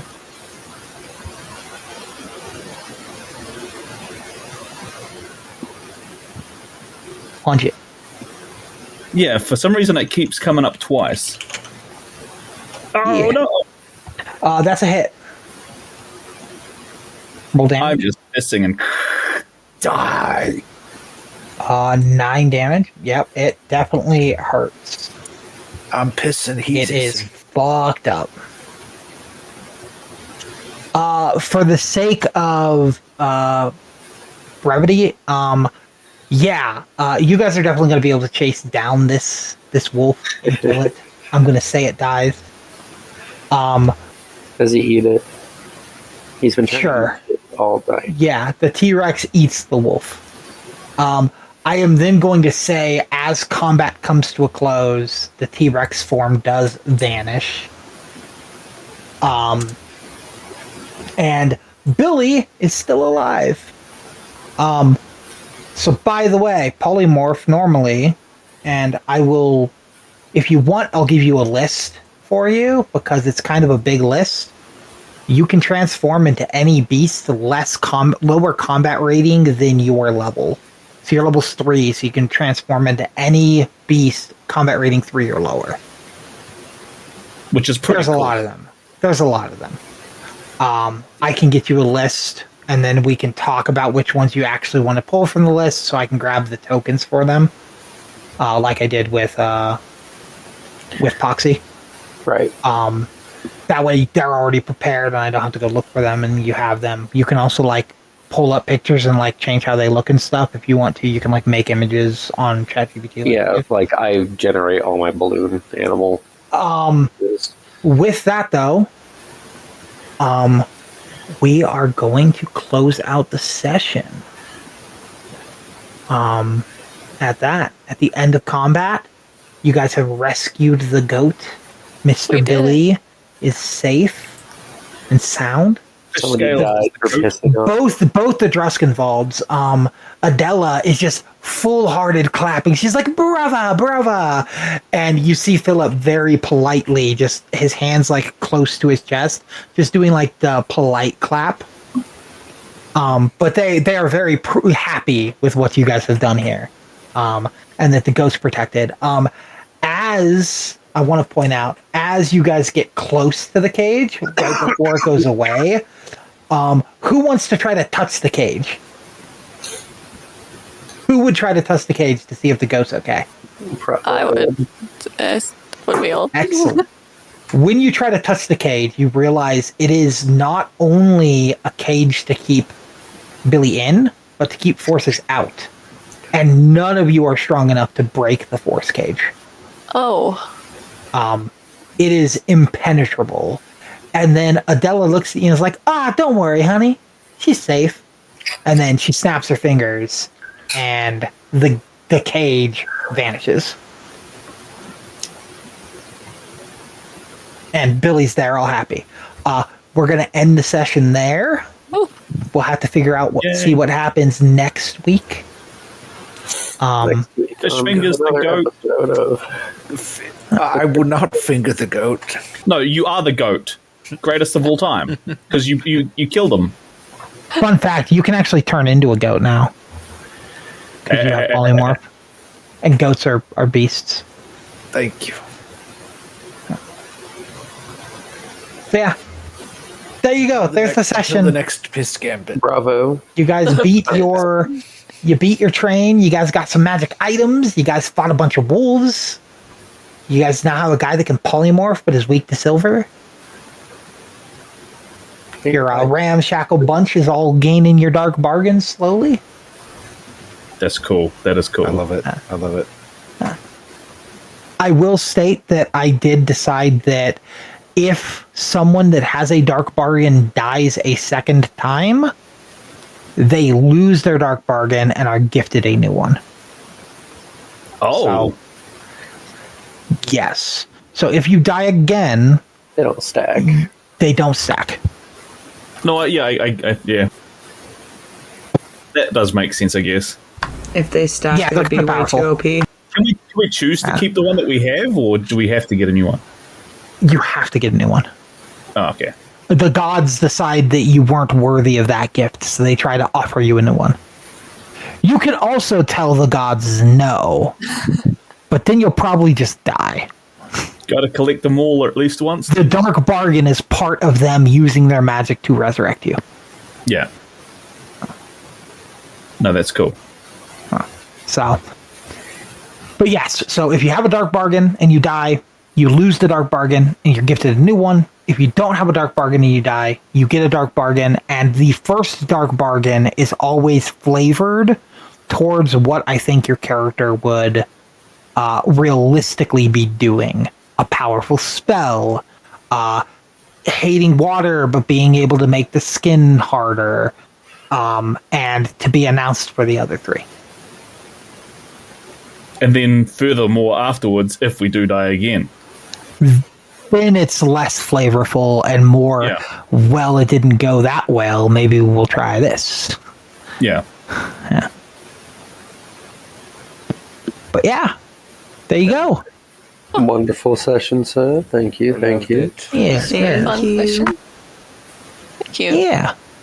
It's bedtime Power now. grows. Right. Thank you everybody for joining us for the second episode of the Poxie's Playhouse D&D campaign. We hope you all had fun, and we will catch you guys next time for more adventures.